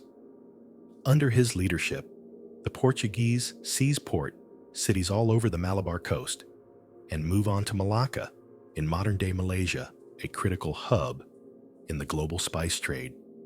Controlling Malacca means controlling wealth. In 1511, Albuquerque captures Malacca after a fierce battle. His men storm the Sultan's palace and emerge with an astonishing amount of treasure. Historical records talk of gold bars, gem-encrusted daggers, intricate royal jewelry, and ceremonial items, some of which had been passed down for generations. The loot was so immense that it filled multiple ships, and at the heart of this treasure fleet, the Flor de la Mar. Now the ship was already infamous. Built in 1502, it was considered one of the largest and grandest Portuguese ships of its time. But it was also problematic. Beautiful, yes, but badly designed. Top-heavy, unstable, and prone to leaks. Think of it as the sports car of the seas, fast and flashy, but you really didn't want to take it into bad weather. Albuquerque knew this. Everyone did. But for reasons that still baffle historians, ambition, urgency, or sheer bad luck, he loaded the Flor de la Mar with the richest cargo and set sail back toward Goa. It was a mistake. The ship never made it. Somewhere off the coast of Sumatra, the Flor de la Mar sailed straight into a violent storm. The wind howled, waves crashed over the deck, and the ship, already overloaded, began to break apart. The hull split. The masts snapped. The ocean, it seems, was not impressed by human greed. The Flor de la Mar sank, taking its crew and its cargo with it. Albuquerque survived, rescued by another ship in the fleet, but the treasure was gone. Forever. Or was it? From the moment the waves closed over her, the legend of the Flor de la Mar began to grow. Reports from the time claim the ship was carrying treasure worth more than any single ship had ever held up to that point. Some modern estimates place its value at over $2.5 billion, though let's be honest, it's hard to put a price tag on royal artifacts that no longer exist. Still, even a fraction of that haul would make it one of the richest shipwrecks in history. And yet, despite centuries of searching, no confirmed wreck of the Flor de la Mar has ever been found. Why?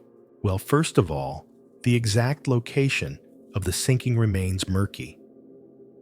Historical records place the ship somewhere near the Strait of Malacca, close to the Sumatran coast.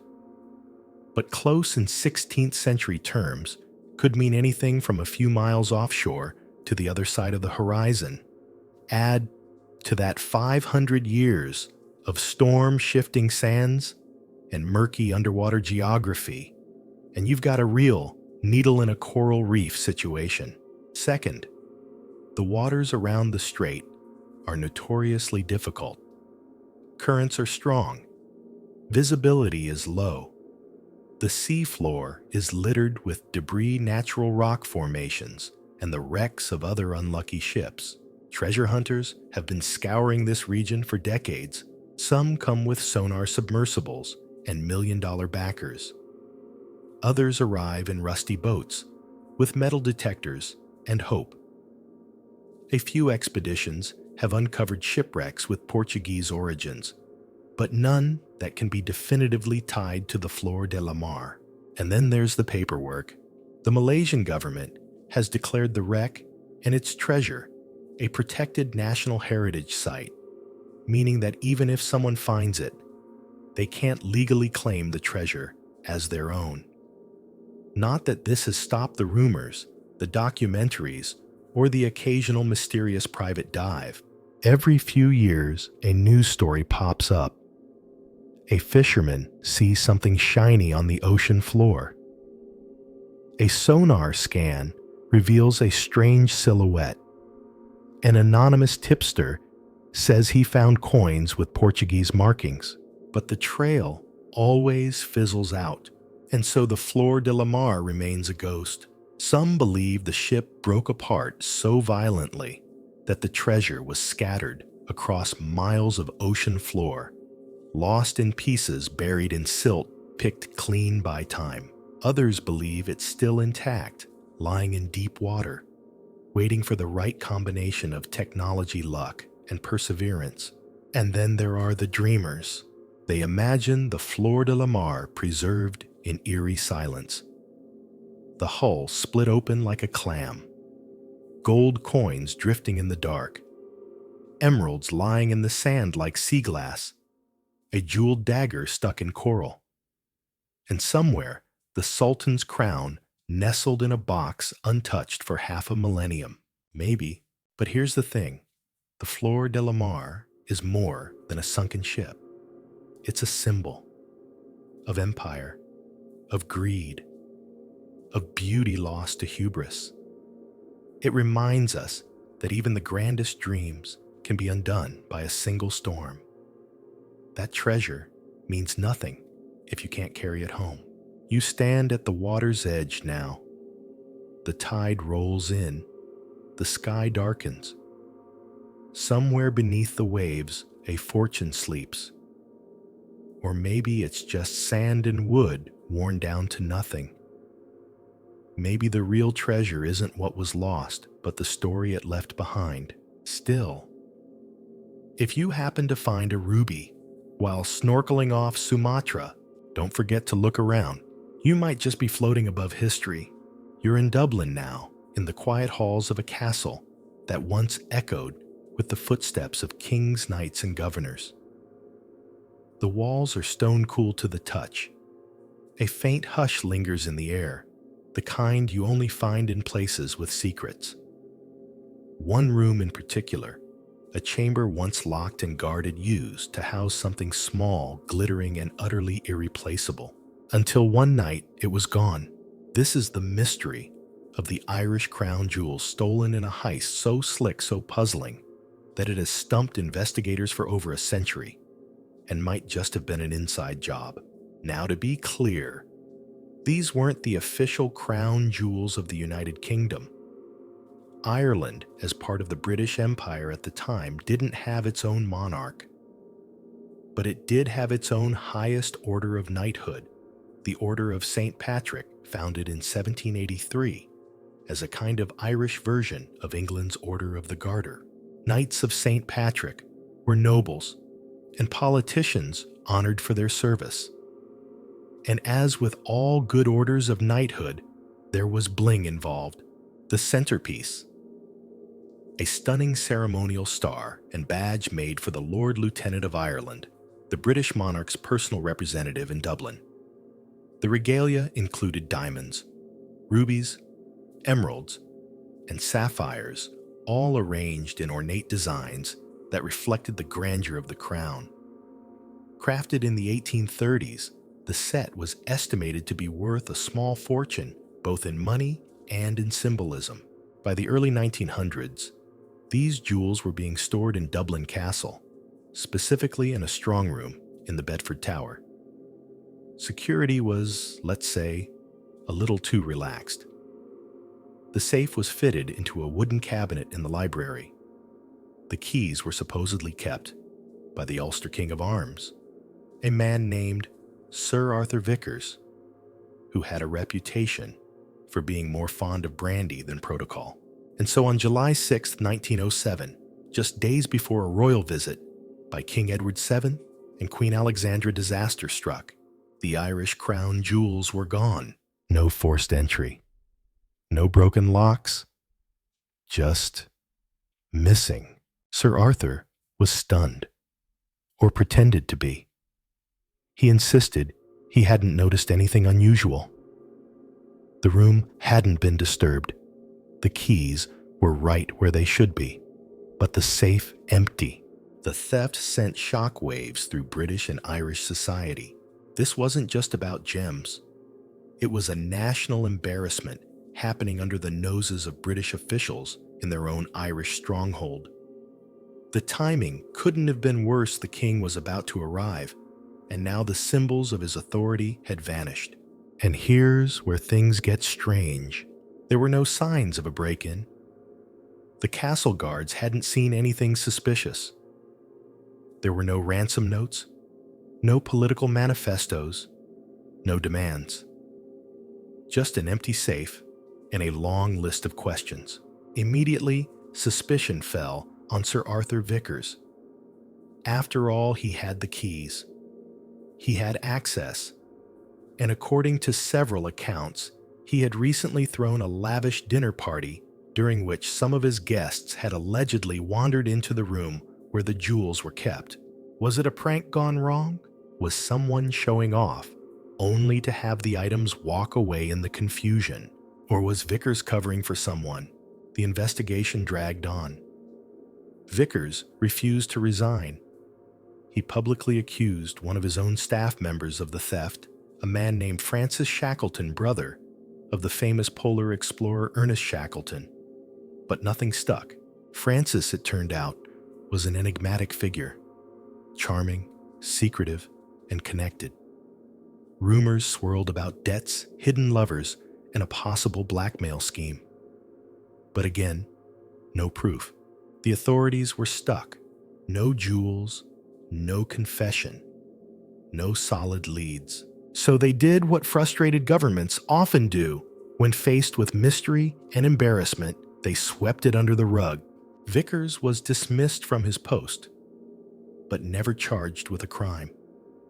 Shackleton was later involved in a financial scandal and jailed for fraud, but not for the jewel theft. And the jewels still missing, never recovered, never seen again. To this day, the Irish crown jewels have never resurfaced, not in black market sales, not in private collections, not even as mysterious heirlooms. It's as if they were swallowed by the stone walls of the castle itself, which naturally has led to decades of speculation. Some believe the jewels were destroyed, melted down stones removed, their distinctive identity erased forever.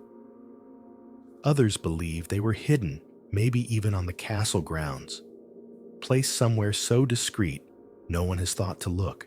There are also whispers that the jewels were taken by someone powerful, someone untouchable, that the theft was meant to cover up a deeper scandal.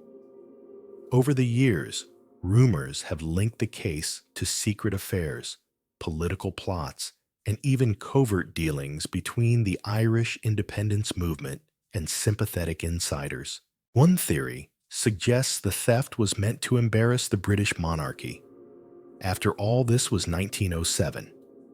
Irish nationalism was rising. Tensions were high. What better way to make a symbolic statement than to steal the crown's own symbols from its fortress? But again, no proof. And as time passed, the mystery turned into a ghost story.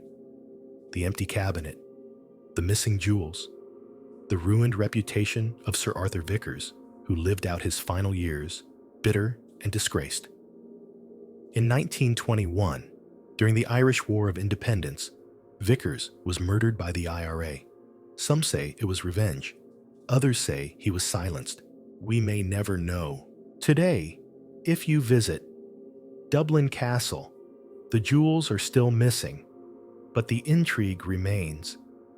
Tour guides walk visitors through the Bedford Tower, telling the tale with a wink and a whisper. You can stand in the very room where it happened. The walls won't talk, but they remember. And somewhere out there, perhaps in a velvet-lined drawer or behind a false panel in an old estate, a glint of ruby and sapphire still waits. Untouched, unclaimed, unbelievably important, because this wasn't just a theft. It was a vanishing act, a puzzle with no corner pieces, a mystery wrapped in the silence of 1,000 unsolved questions. And you're standing at the threshold, hand on the doorknob, wondering what would have happened if someone had turned the key just a little sooner. You're standing in the sun-drenched ruins of an ancient city where the air smells of salt and dust. The Mediterranean glistens in the distance, and marble columns lie scattered like fallen chess pieces. Somewhere beneath this earth, beneath stone sand and centuries of silence, might lie the final resting place of two of the most famous lovers in history. This is the enduring mystery of the tomb of Cleopatra and Mark Antony. Let's rewind to a moment of crumbling empires and desperate alliances. It's the late 1st century BCE, and Egypt is no longer the glittering pharaonic superpower it once was. Rome is on the rise, expanding in all directions and looming over Egypt's shoulder like a wolf sizing up its last rival. And in the midst of all this, Cleopatra, 7th, the last active ruler of the Ptolemaic dynasty. Brilliant, strategic, multilingual, and charismatic enough to charm both Julius Caesar and Mark Antony, two of the most powerful men in Roman history. She wasn't just a queen. She was a symbol of defiance, intellect, and political survival. Her love affair with Mark Antony, general politician, and Caesar's former right-hand man, was as much alliance as passion. Together, they ruled from Alexandria and tried to challenge Rome's might. But their world was collapsing fast. By 30 BCE, after suffering defeat at the Battle of Actium against Octavian, soon to be Augustus Caesar, their fate was sealed. Octavian's forces marched on Egypt. Alexandria fell. And in a palace somewhere near the harbor, Mark Antony fell on his sword, literally believing Cleopatra was already dead. She wasn't, not yet. But after burying him, she ensured her own story would end on her terms. According to ancient sources, mostly Roman historians like Plutarch, Cleopatra took her own life soon after. The method debate continues. The most famous theory is the ASP bite, a venomous snake smuggled in a basket of figs. Others suggest poison hidden in a hairpin or vial. However it happened, she died a queen, refusing to be paraded through Rome as a captive. And, according to legend, Cleopatra and Antony were buried together in a tomb, lofty and splendid.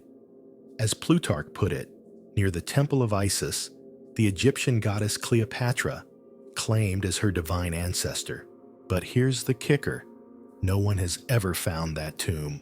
You'd think it would be easy. Cleopatra was royalty. She died in Alexandria. Surely someone wrote down the location. But the truth is, after Octavian took control, much of her world was systematically dismantled. The royal palace gone. The ancient coastline reshaped by earthquakes, tsunamis, and centuries of urban sprawl.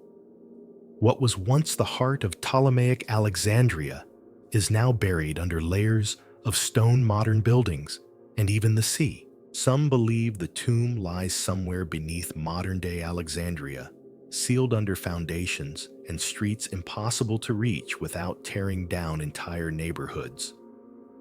Others think it was built further inland, away from the city center in a sacred temple complex. And that's where a fascinating theory enters the story.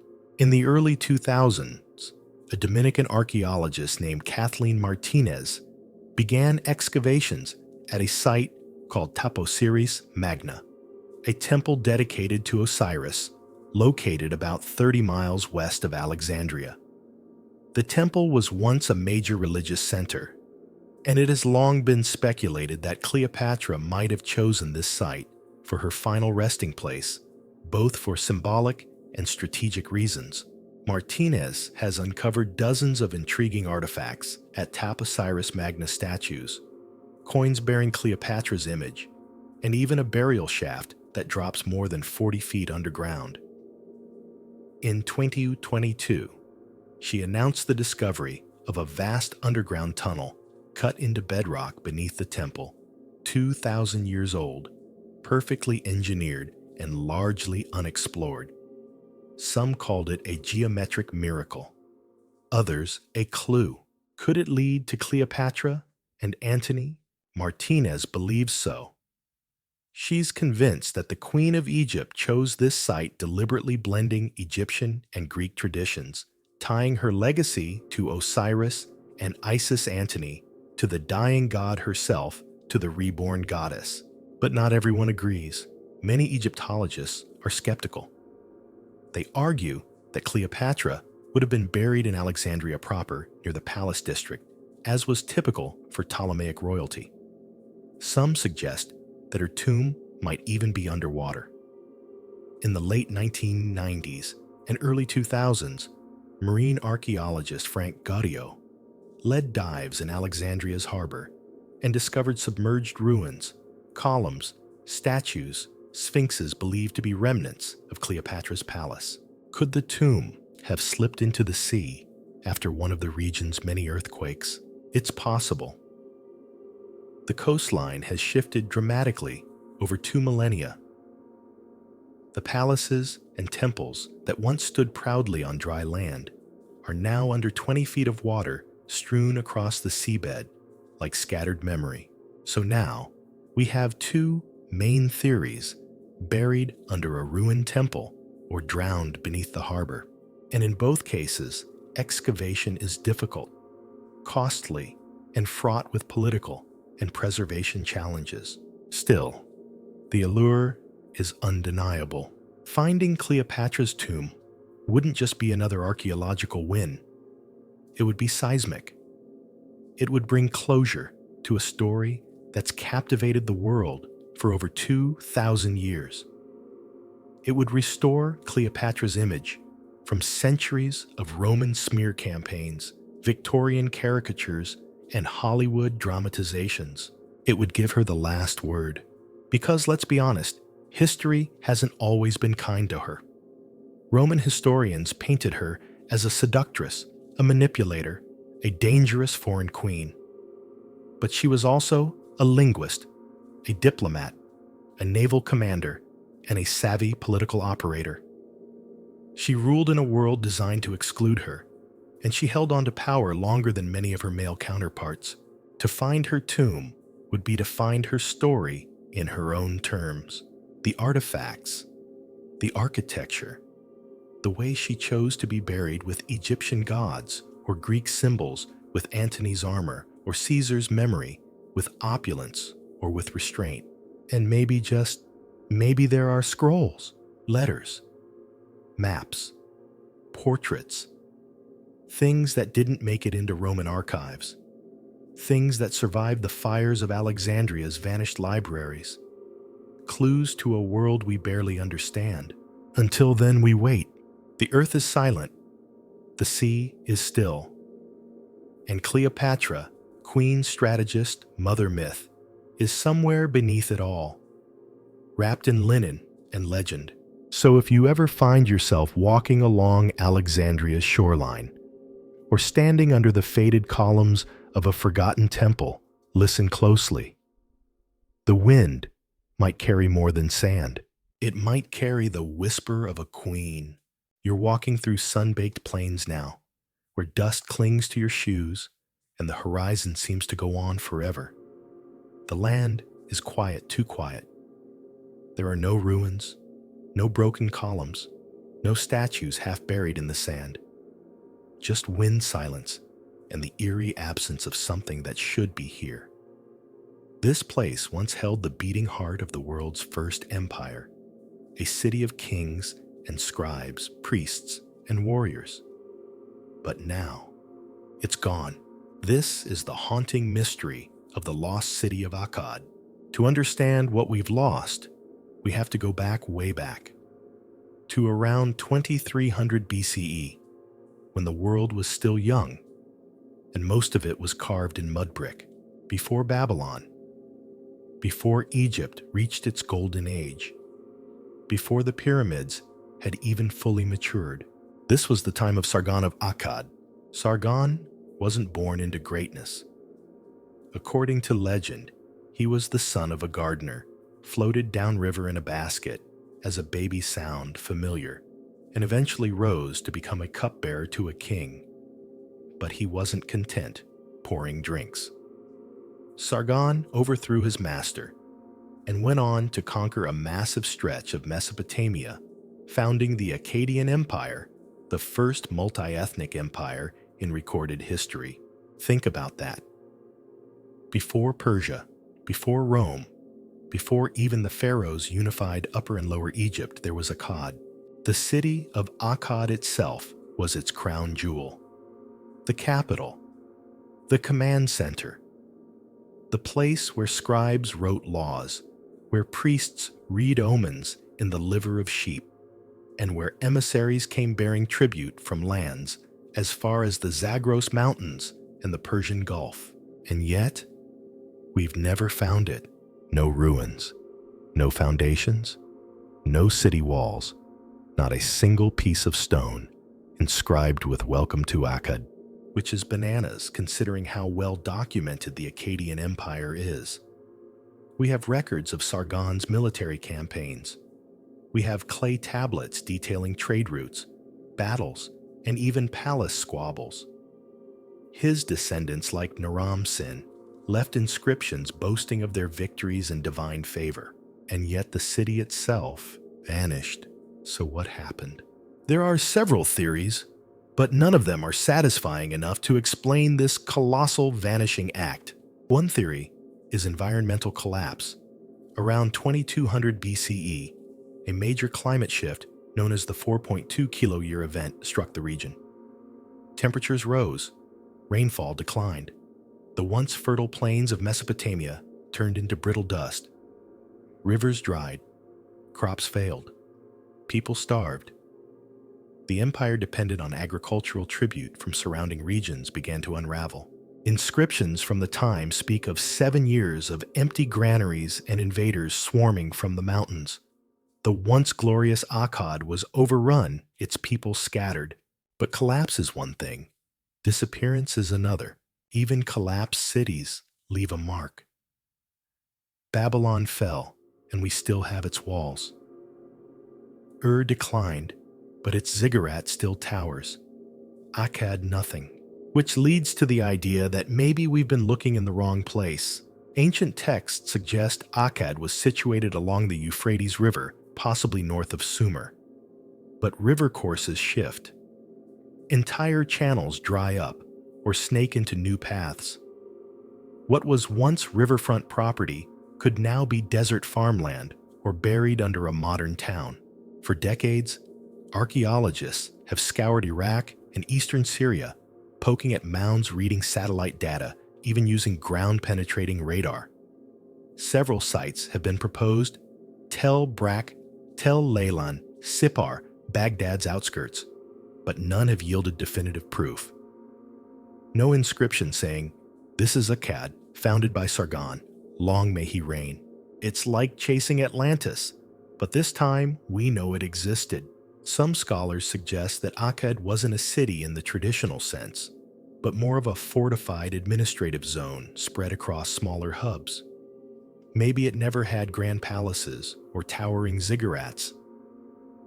Maybe it was built mostly in mud brick and faded faster than stone cities. But that doesn't explain the total absence of Akkadian architecture. Others point to conquest.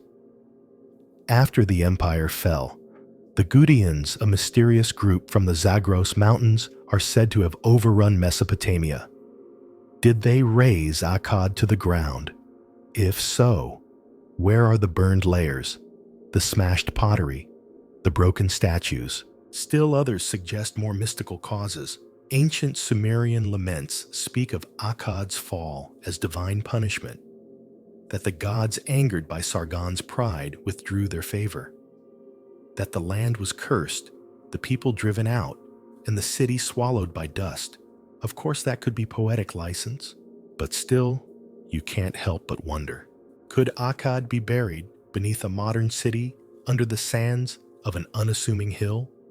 Or lying at the bottom of a river that changed course 3,000 years ago? Whatever the truth, the loss of Akkad is more than just a missing city. It's a missing chapter. This was the blueprint for every empire that followed. Bureaucracy, taxation, standing armies, standardized language, imperial iconography. All of it was tested here, in the clay and heat of Akkad. We may have lost the buildings, but we live in the shadow of its ideas. That's what makes the search so compelling. This isn't just about finding a ruin, it's about finding our origin story. And the strange thing is, clues keep surfacing. Tablets referencing Akkad found far from where we thought the city stood. Inscriptions mentioning supplies being sent from Akkad to outposts hundreds of miles away. Each new piece of data nudges the map a little this way, a little that way. but so far, no smoking ziggurat. So you stand now in the heart of Mesopotamia. The sun is setting. The wind kicks up a thin veil of dust.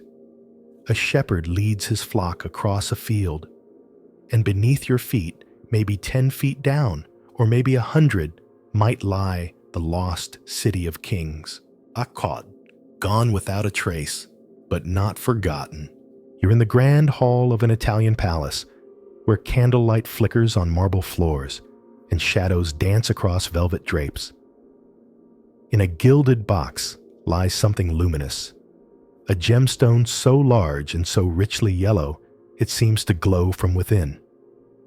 The courtiers whisper. The jewel is passed hand to hand, admired with gasps and wide eyes. A stone like this isn't just precious, it's legendary. This is the story of the Florentine diamond, one of the greatest missing gems in the world. Let's start with the jewel itself. The Florentine diamond was a massive pale yellow gemstone, weighing over 137 carats in its final cut. That's not just large, it's royalty large. Imagine a lemon drop the size of a golf ball, faceted like sunlight. Experts believe it may have originally been closer to 400 carats in rough form, before being cut into a multifaceted double rose shape, unique among diamonds of its caliber. Its color wasn't the icy white most people imagine when they think of diamonds. It was soft, almost buttery, a light canary yellow that made it glow with a kind of royal warmth. But more than its size and hue, the Florentine diamond carried something else, mystery. Where it came from is still debated. Some say it originated in India, likely in the Golconda mines, which supplied many of the world's most fabled gems, including the Koh-i-Noor and the Hope Diamond. Others believe it passed through Persia or was cut in Venice. The earliest semi-reliable accounts place it in the hands of Charles the Bold, Duke of Burgundy, in the 15th century. According to legend, Charles wore the diamond into the Battle of Murat in 1476. He lost the battle and his life, and the diamond was reportedly taken from his body by a Swiss soldier who mistook it for colored glass and sold it for a single coin. Ouch! From there, it somehow made its way back into the hands of nobility. By the 17th century, it was firmly in the grip of the powerful Medici family. Yes, those Medicis. Banking magnates, art patrons, puppet masters of Renaissance Europe. The Medici dukes kept the Florentine diamond in Florence, where it dazzled guests and intimidated rivals for decades. But then came the 18th century, and with it the family's fall. In 1737, Gian Gastone de' Medici, the last male Medici, died without an heir. Per legal arrangement, the family's treasures, including the diamond, passed to Francis Stephen of Lorraine, who became Holy Roman Emperor Francis I after marrying Maria Theresa of Austria. The Florentine diamond was then taken to Vienna, becoming part of the Habsburg crown jewels. There it found a new stage.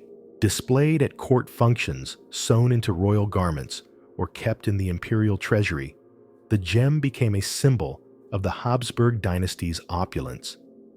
It adorned ceremonial robes, dazzled in coronations, and whispered of a royal line that stretched from the Alps to the Danube.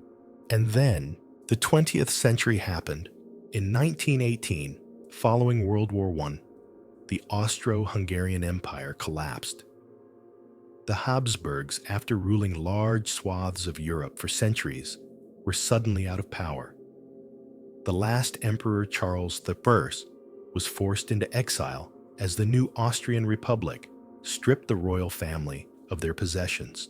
But Charles wasn't going down empty-handed. He and his wife Zita reportedly smuggled the Florentine diamond out of Austria, likely among personal belongings, as they fled to Switzerland. At this point, the diamond simply vanishes from public view. For a brief time, it was said to have traveled to Belgium, Spain, or France, and eventually found its way to South America, perhaps Brazil or Argentina. And that's where the trail ends. To this day, no one has seen the Florentine diamond in a verified setting since the early 1920s. Its current location is completely unknown, which naturally has inspired a dozen theories. One theory suggests that the diamond was recut deliberately modified to disguise it. After all, a uniquely shaped yellow diamond weighing over 137 carats would be hard to sell on the black market. But cut it into smaller pieces, and you could move them anonymously through auctions or private sales. If that happened, the Florentine may exist today, just in pieces. Another theory holds that the diamond is still intact and hidden in a private European collection, passed down quietly through generations of Habsburg loyalists. Or perhaps it lies in a Swiss bank vault, sealed away under a false name unknown even to the current owner.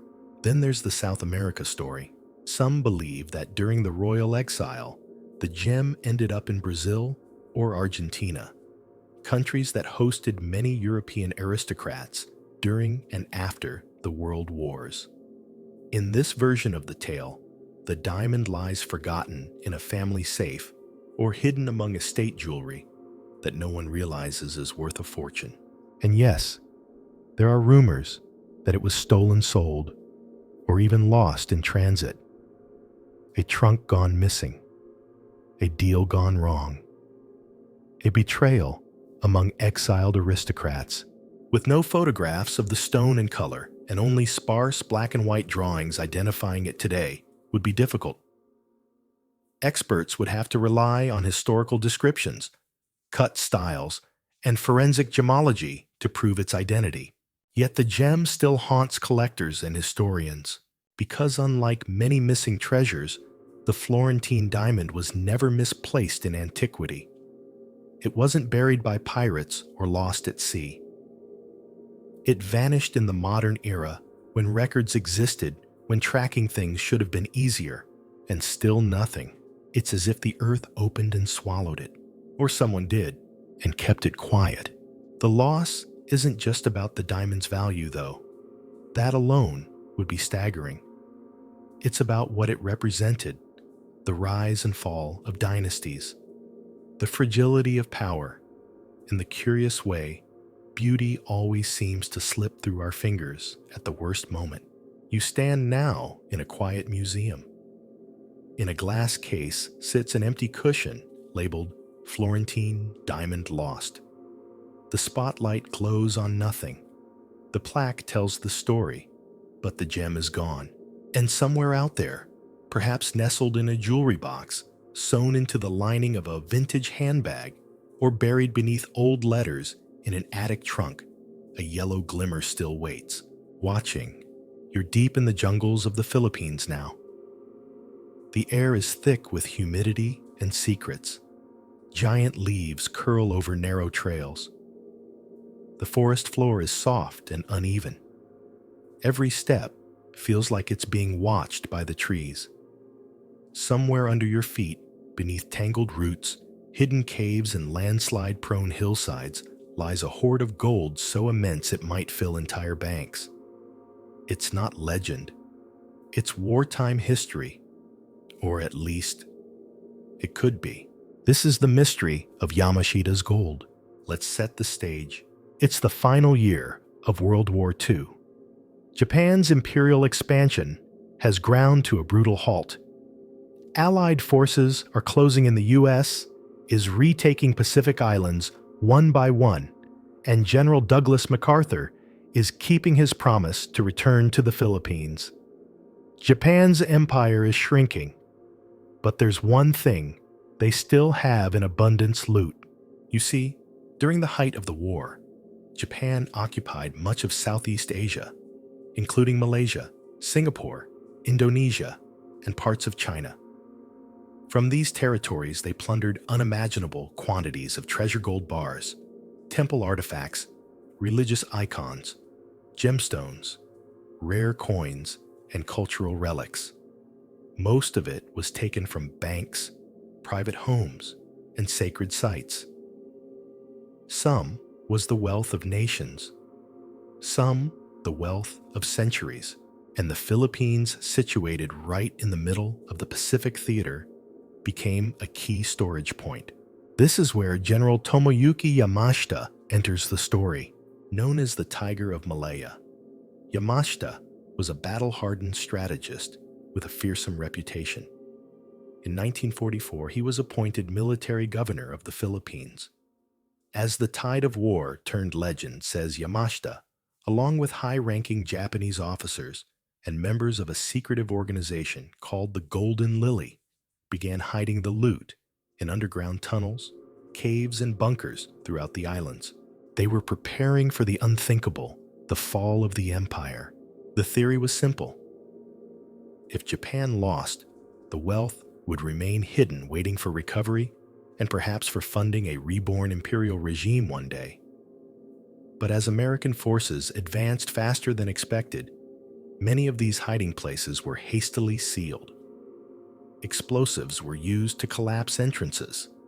In some cases, it's said the laborers who helped build the traps and tunnels were buried alive to protect the secrets. Chilling. Yamashita was eventually captured in 1945, tried for war crimes related to civilian atrocities, and executed. He never confessed to hiding treasure. But the rumors grew louder. And then came Rogelio Roxas. In the 1970s, this Filipino locksmith and amateur treasure hunter claimed to have found part of Yamashita's gold near Baguio City. He said he discovered a tunnel filled with crates of gold bars and a massive golden Buddha statue. Not just gold-plated, solid gold. He managed to drag the Buddha out and break it open, finding what he claimed was a hidden chamber filled with uncut diamonds. But before he could go public, government agents raided his home, seized the statue, and allegedly took the rest of the treasure. Roxas later filed a lawsuit against Ferdinand Marcos, then president of the Philippines, claiming Marcos had personally ordered the seizure and made off with the treasure. After Roxas died, under suspicious circumstances, his family continued the case. In 1996, a Hawaiian court awarded the Roxas estate a staggering $22 billion in damages against the Marcos family. Let that number sink in. $22 billion. Even if that amount was speculative, based on what was claimed to have been found, it only added fuel to the fire. Was Yamashita's gold real? Could it still be hidden across the Philippines? Many believe yes.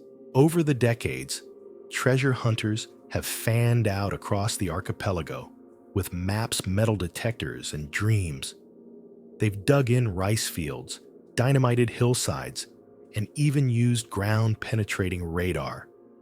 Some say they've found skeletons, buried tunnels, rusted crates.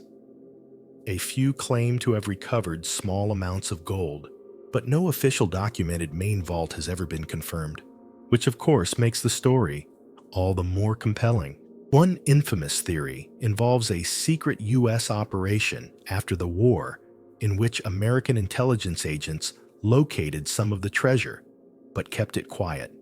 According to this version, the gold was used to fund anti-communist activities during the Cold War through a hidden slush fund called the Black Eagle Trust. It sounds like something from a spy thriller, and that's because it might be. But people still hunt.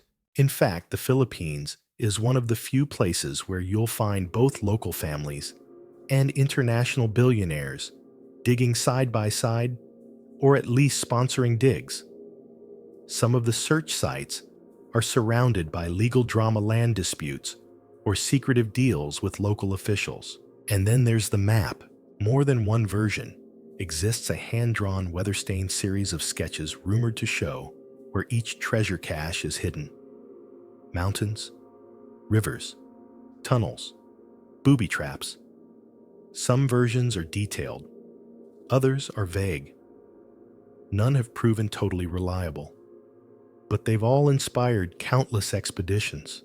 Interestingly, satellite imagery and drone scanning have revealed strange man-made anomalies in some of the jungles and hills. Perfectly rectangular depressions, unnatural mounds, collapsed shafts. Are they natural formations, old mines, or the final resting places of imperial loot? Historians remain divided. Some argue Yamashita's gold is little more than a post-war myth, an urban legend born of fear, desperation, and the shadows of war. Others point to real testimonies, maps, and courtroom evidence suggesting at least some of the treasure existed. But even if just a fraction of it was real, that would still make it one of the largest unrecovered hoards in history. And there's another layer: spiritual danger. Some treasure hunters speak of curses of being followed by misfortune, illness, or inexplicable accidents after digging. In local Filipino lore, spirits guard sacred objects. Many believe the treasure is protected not just by traps, but by something older, darker, harder to escape. Whether superstition or coincidence, the myth endures. You crouch now in the jungle brush, away vines, and find the edge of rusted metal beneath the soil. Your heart races. Is it just a forgotten drum? Or the corner of a crate untouched since 1945? The only way to know is to dig. But beware, because Yamashita's treasure, if it exists, is more than gold. It's war, it's secrecy, it's betrayal, and maybe even redemption. And for now, it's still out there. You're somewhere in the rugged hills of Scotland now. The wind cuts across your face, and the sky above is moody, draped in slow-moving clouds. Stone ruins dot the landscape, remnants of castles, monasteries, and wars long past. Somewhere in this hauntingly beautiful countryside, maybe in a cave, maybe beneath an abbey, sleeps a treasure, not just of gold or silver, but of myth, faith, and rebellion.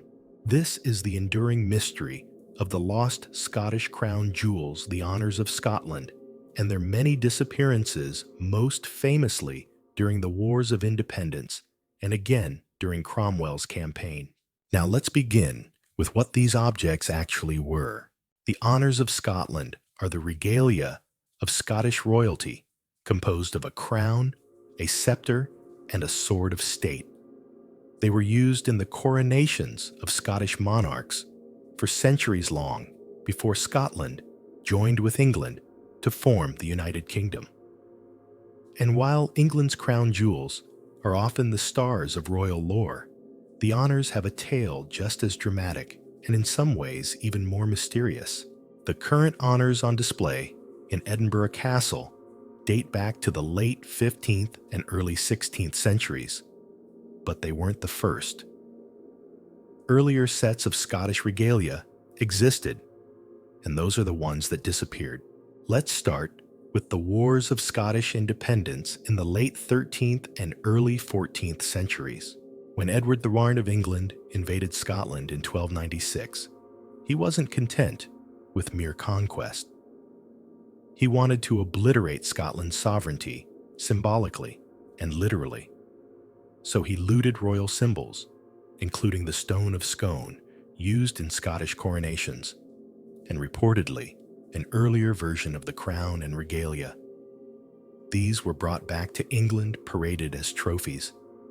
And then, poof, whatever jewels or coronation items were taken by Edward, if they existed as a formal set, are now lost to history. Some historians suggest they were broken up, melted down, or quietly added to the English regalia. Others believe they were stored and then misplaced during later political upheaval. But Scotland wasn't done. The honors we know today, the crown, scepter, and sword, came into use in the 1500s and were used to crown Mary, Queen of Scots, and later her son James VI, who would also become James IV of England. They were symbols not only of royal power, but of Scottish independence and identity, which made them very inconvenient during the 17th century. Enter Oliver Cromwell. After the execution of Charles I in 1649, the monarchy was abolished, and Cromwell's parliamentarian forces swept across Britain. He famously melted down the English crown jewels, viewing them as emblems of tyranny. When he turned his gaze to Scotland, he wanted to do the same, but Scotland was ready. The Scottish regalia was quickly hidden, smuggled out of Edinburgh Castle, just ahead of Cromwell's advance. It was entrusted to a group of loyal nobles and clerics, including James Graham, the Earl of Montrose, and taken to Dunatar Castle, perched on a cliffside overlooking the North Sea. Dunatar is a fortress of legends, accessible only by a narrow path and surrounded by treacherous waters. It was the perfect place to guard a national treasure. For a while, in 1651, Cromwell's troops besieged the castle. Supplies ran low. The walls trembled. It was clear that the stronghold would fall. And so in a feat that still defies belief, the honors were smuggled out of the castle right under Cromwell's nose. According to legend, a local minister's wife, Christian Fletcher, helped hide the jewels in a bundle of linen or grain sacks. In one version of the story, the regalia was lowered down the cliffs and carried off by loyal servants. In another, it was buried beneath the floor of Kenneth Church near Stonehaven, and that's where the trail went cold. The jewels were hidden in secrecy out of reach of England's Lord Protector. Cromwell never got them. They survived. But even after the monarchy was restored in 1660 and Charles II took the throne, the honors didn't exactly return to center stage. After the Acts of Union in 1707, which officially united England and Scotland into one kingdom, the Scottish regalia was no longer used for coronations. Instead, it was locked away. For over 100 years, the honors of Scotland were sealed inside a chest and forgotten, left to gather dust in a room in Edinburgh Castle.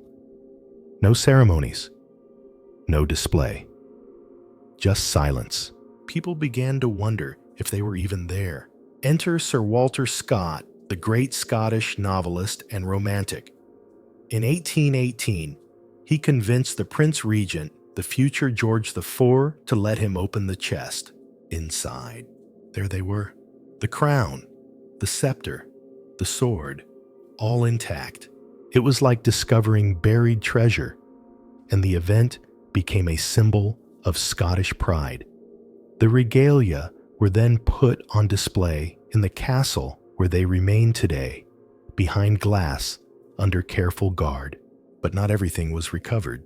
Some historians believe other pieces of the original regalia, earlier jewels, perhaps a lost orb, or ceremonial items from pre-Union days, may still be missing.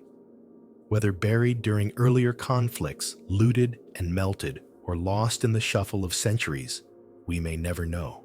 And some whisper that more than just symbols of monarchy were hidden. Old Scottish legends speak of a scroll sealed alongside the honors containing secrets of royal lineage, perhaps even a prophecy. No such scroll has ever been found. So where might these missing pieces be? Some point to secret vaults beneath abbeys sealed during the Reformation. Others believe they were hidden in caves or wells and never retrieved. There are even whispers that a remote Highland estate may contain a cache passed down through generations, its contents never revealed. Treasure hunters have searched. Some dig near old battlefields. Others sift through ruins. And many just dream of lifting a stone slab and finding a box of velvet and gold untouched since the days of Mary Stuart.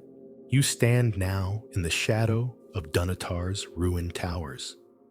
The sea crashes below. The wind howls across the cliffs.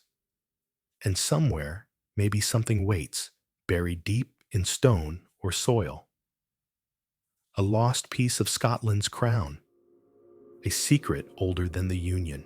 And perhaps one day, the wind will blow just right and the land will give it up. Until then, the honors sleep on part revealed, part missing all legend. You're surrounded by sand now. The sun is punishing the wind sharp, and all around you stretches the Sahara, endless, golden, and ancient.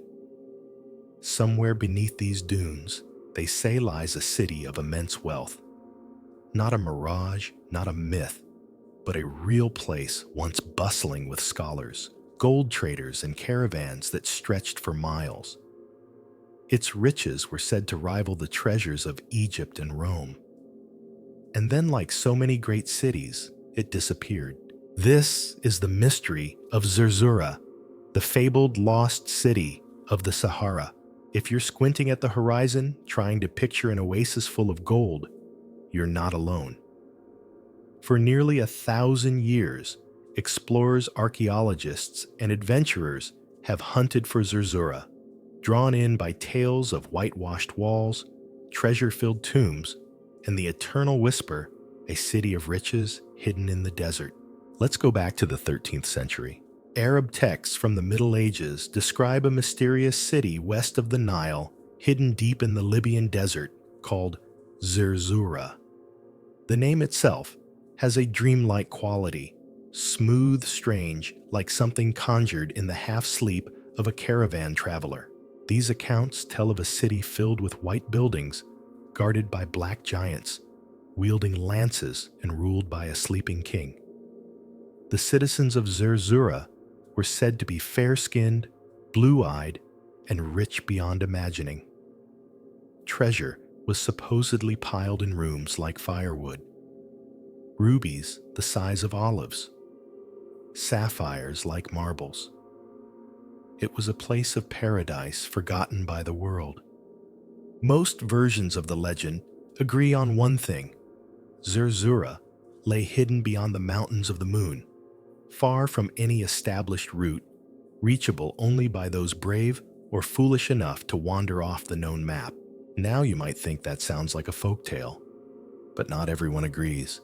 Over the centuries, Zerzura took on a life of its own in local lore. Egyptian Bedouin tribes passed down stories of a city where time stood still. Sometimes it was a cursed place full of sleeping spirits. Other times, it was a beacon of peace and knowledge. What made Zerzura different from most legends was that people kept searching for it, and some believed they came close. Fast forward to the early 20th century. The age of modern exploration is in full swing, and the desert is no longer off limits. Enter the Libyan desert explores a group of eccentric, fearless adventurers equipped with Land Rover's compasses and just enough tea and dynamite to make bad decisions. One of the most famous names was Count Laszlo Almasi, a Hungarian desert explorer, World War II spy, and the real-life inspiration behind the film The English Patient. Almasi was obsessed with Zerzura. He believed it was not only real, but reachable. In the 1930s, Almasi led several expeditions into the uncharted regions of the Libyan desert. He made remarkable discoveries, ancient cave paintings, evidence of prehistoric lakes, and unrecorded wadis, dry river valleys that had once teemed with life. While he never found Zerzura, his findings proved that advanced civilizations once lived in areas now considered uninhabitable. He wasn't alone. British officers, French cartographers, German geographers all became entangled in the mystery. Some claimed to have found inscriptions. Others swore they saw ruins poking out from beneath the sand. And every time the wind blew, just right, revealing a shimmer in the distance, someone would point and whisper, Zerzura. But finding anything in the Sahara is like chasing a ghost through a snowstorm. Shifting sands cover and uncover the land like waves on a beach. What's visible today may be gone tomorrow. Ancient riverbeds hide beneath dunes. Cities could lie intact under just a few meters of sand, but with no landmarks and no GPS, they might as well be on the moon. So was Zerzura ever real? That depends on how you define real. Some archaeologists believe Zerzura may have been a collection of oases or fortified towns lost to time and sand. Places like Dakhla Farafra or Bahariya, modern Egyptian oasis towns, fit some of the descriptions. These settlements had water greenery and occasionally impressive architecture.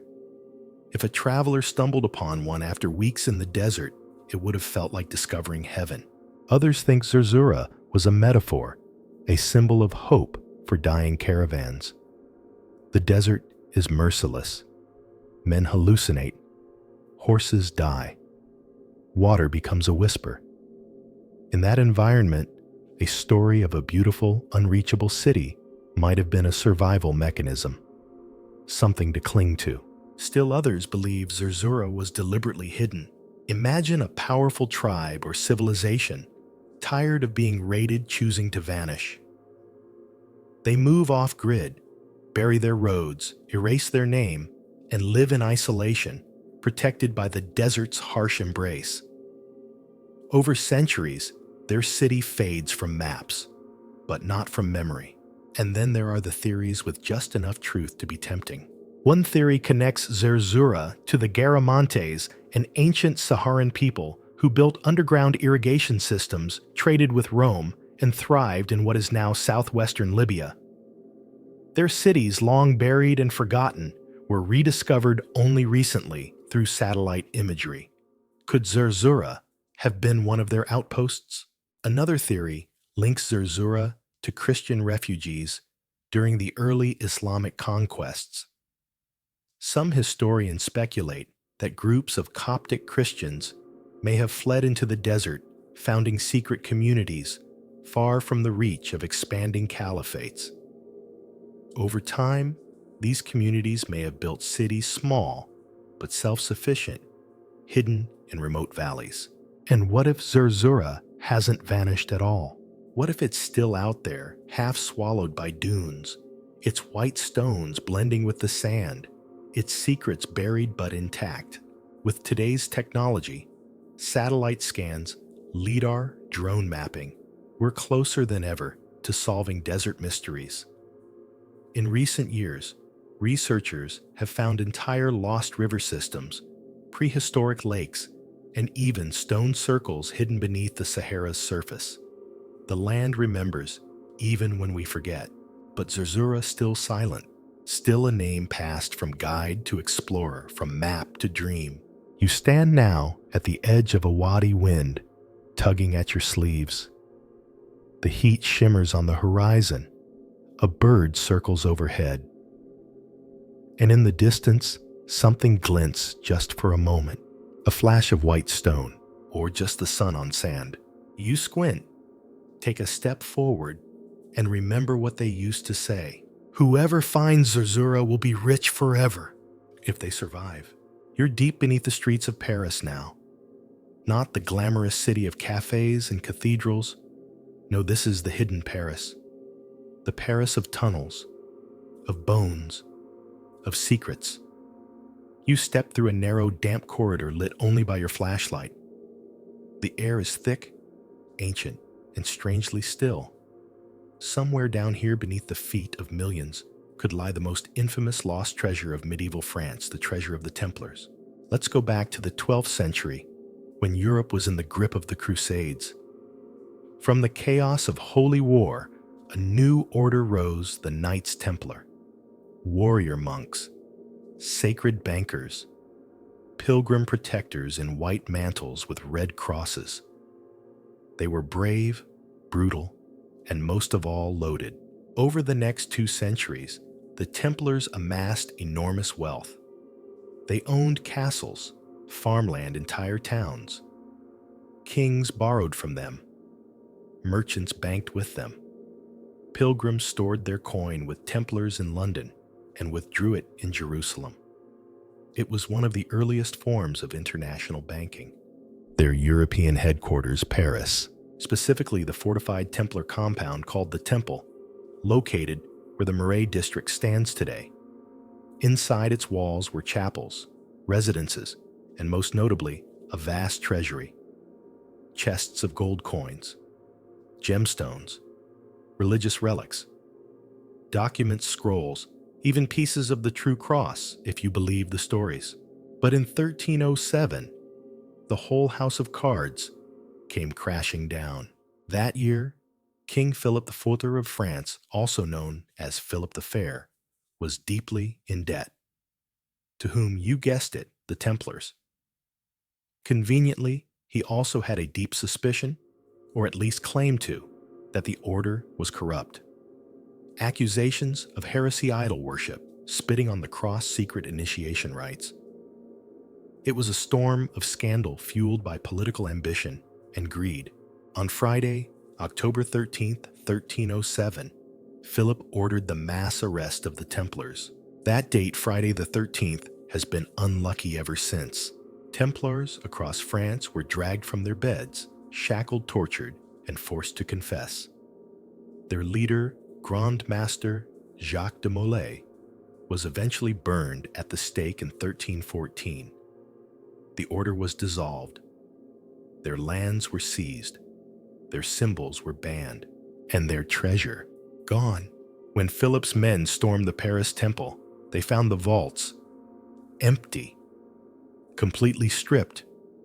No gold, no silver, no ledgers, no sacred artifacts. So what happened? That's the mystery. There are no reliable records of a grand shipment. No papal orders for seizure. No trace of where the contents went. It was as if the Templars had sensed what was coming and moved their treasure in the night. Some historians suggest the wealth was quietly transferred to other Templar strongholds in England and Portugal, or in Cyprus. Others believe it was hidden somewhere within Paris itself, perhaps in the catacombs, or even beneath the Seine. There are even whispers of secret tunnels beneath the temple compound. According to local legend, shortly before the arrest carts were seen leaving the compound under cover of darkness. They were escorted by armed knights and headed in an unknown direction. Where were they going? One theory suggests the Templars buried the treasure deep beneath Paris, using the city's ancient Roman-era tunnels and cisterns. Paris has layers, literal ones: catacombs, aqueducts, sewer systems. Even now, only parts of this underground maze are mapped. If you've ever visited the Paris catacombs, you've seen just a fraction of it: skulls and bones lining long, winding tunnels. But go deeper off the official path, and you enter a forgotten world. Unmarked chambers, sealed doors, graffiti left by resistance fighters, revolutionaries, and urban explorers. Could the treasure still be here? Some believe it was hidden with the help of sympathetic masons or priests, perhaps buried beneath a church, or even inside a false wall. Several modern searches, some government-sanctioned, others not so much, have taken place. In the 1800s, a sealed underground room was found beneath what had been the temple grounds. Its contents unknown. Whatever was inside had already been removed, or perhaps was never there. Others speculate that the treasure was split. One part was hidden, the other escaped. This leads to the most romantic version of the tale, that a group of Templars fled France by sea. They sailed from La Rochelle, a major Templar port, and vanished into the fog with their ships and cargo. Some say they made it to Scotland, where they were sheltered by sympathetic lords. Others say they crossed to Portugal, where the Templar order survived under a new name, the Order of Christ. Still others, those who lean into the fringe theories, believe the Templars made it even farther, across the Atlantic, to the New World, centuries before Columbus. These ideas have fed books, films, and conspiracy theories for generations. From national treasure to the Da Vinci Code, the notion of a secret Templar hoard waiting to be found has become modern folklore. But could there be truth in it? Maybe. In 1950s, Paris workers digging near the site of the old temple reportedly uncovered a sealed iron chest.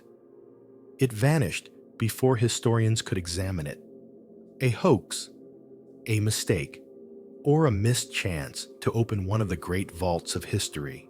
And in the 1980s, a group of cataphiles, those urban explorers who chart the forgotten tunnels beneath Paris, claimed to have found a chamber filled with carved symbols, stone benches, and signs of medieval construction. They sealed it again, fearing cave-ins, and refused to reveal its location. Real or the fever dream of a flashlight-lit adventure, no one can say. What we do know is this: the Templars were meticulous record keepers. Their finances were tracked, their relics cataloged, their movements logged, until 1307. After that, the paper trail vanishes, and all we have left is a city built on secrets. So you're back now in the tunnel. The damp stones press in on all sides. You pass an arch, half collapsed, and spot something carved faintly into the wall, a cross perhaps, a symbol. You turn your light and pause. For just a second, it feels like something is waiting here. Not a ghost, not a knight, but a chest, wooden, iron-bound, just waiting. You reach out, and the tunnel swallows the silence. You're in the rolling hills of England now, green, misty, and dotted with the quiet ruins of abbeys and castles. It's peaceful on the surface, but buried somewhere beneath these fields, if the stories are to be believed, lies a war chest like no other. Gold bars, royal seals, secret documents, hidden not by pirates or invading armies, but by a king on the run. This is the mystery of King John's lost treasure. Now, King John doesn't exactly have the best reputation. He's the classic villain of English folklore, the scheming monarch in the Robin Hood tales, always raising taxes, always on the wrong side of history. And to be fair, the real John didn't help his case much. He lost Normandy. He clashed with the Pope. He earned the nickname Lackland. And most famously, he was forced to sign the Magna Carta in 1215 by rebellious barons who were sick of his abuses. But one of the most enduring stories from his chaotic reign comes not from a battlefield or a courtroom, but from a swamp. Let's set the scene. It's October 1216. England is in turmoil. A French prince, Louis the son of King Philip II, has invaded, and a large chunk of the English nobility has actually switched sides backing him. King John is sick-stressed and on the move, trying to rally what support he has left. He decides to cross the Wash, a tidal estuary on the eastern coast of England, between Norfolk and Lincolnshire. At the time, it was treacherous ground, a mix of salt marsh, shifting mudflats, and incoming tides that could swallow armies. But it was also the fastest route. John chooses to ride the high road with a light escort, traveling fast, hoping to reach Newark Castle. His baggage train, that's a different story. Dozens of carts, wagons, horses, and oxen carrying the royal regalia, personal items, supplies, and according to legend, his entire treasure. This included crown jewels, gold coins, sacred relics, documents of state, and everything a medieval king might need to demonstrate his legitimacy in a time of crisis. But something goes wrong. The baggage train enters the estuary at low tide. It's slow, heavy, and as they trudge through the flats, the tide begins to turn fast. Caught in the mud and trapped by the incoming sea, the train is engulfed. Horses drown. Wagons overturn. Treasure sinks into the mire. And just like that, the heart of the English crown is swallowed by the wash. By the time King John reaches the other side, the news has reached him. His treasure is gone. A few days later, he dies possibly of dysentery, possibly broken by the loss. He's buried in Worcester Cathedral, and his son, Henry III, inherits a kingdom in tatters. But the treasure, never found, that's where the legend begins. Over the centuries, countless people have tried to recover John's lost hoard. And for good reason. Even in medieval terms, it was said to be enormous, potentially containing ceremonial regalia dating back to earlier monarchs, including the legendary crown of Alfred the Great, which itself would be priceless today. And it wasn't just symbolic items. Royal treasuries in the 13th century included gold coins, silver ingots, ornate goblets, reliquaries studded with jewels, and important royal seals like the Great Seal of England used to authorize documents and laws. Losing it was a bureaucratic disaster. So where did it all go? Let's talk theories. The simplest explanation. It's still there, buried in the mud flats of the Wash, preserved beneath centuries of silt and sea. The tides in this area are extreme, and the terrain is ever-changing. What's visible one day might be buried the next. And while parts of the Wash have been mapped and studied, it remains largely unexcavated. Some archaeologists believe a few feet of digging could reveal medieval carts and chests perfectly sealed in anaerobic mud.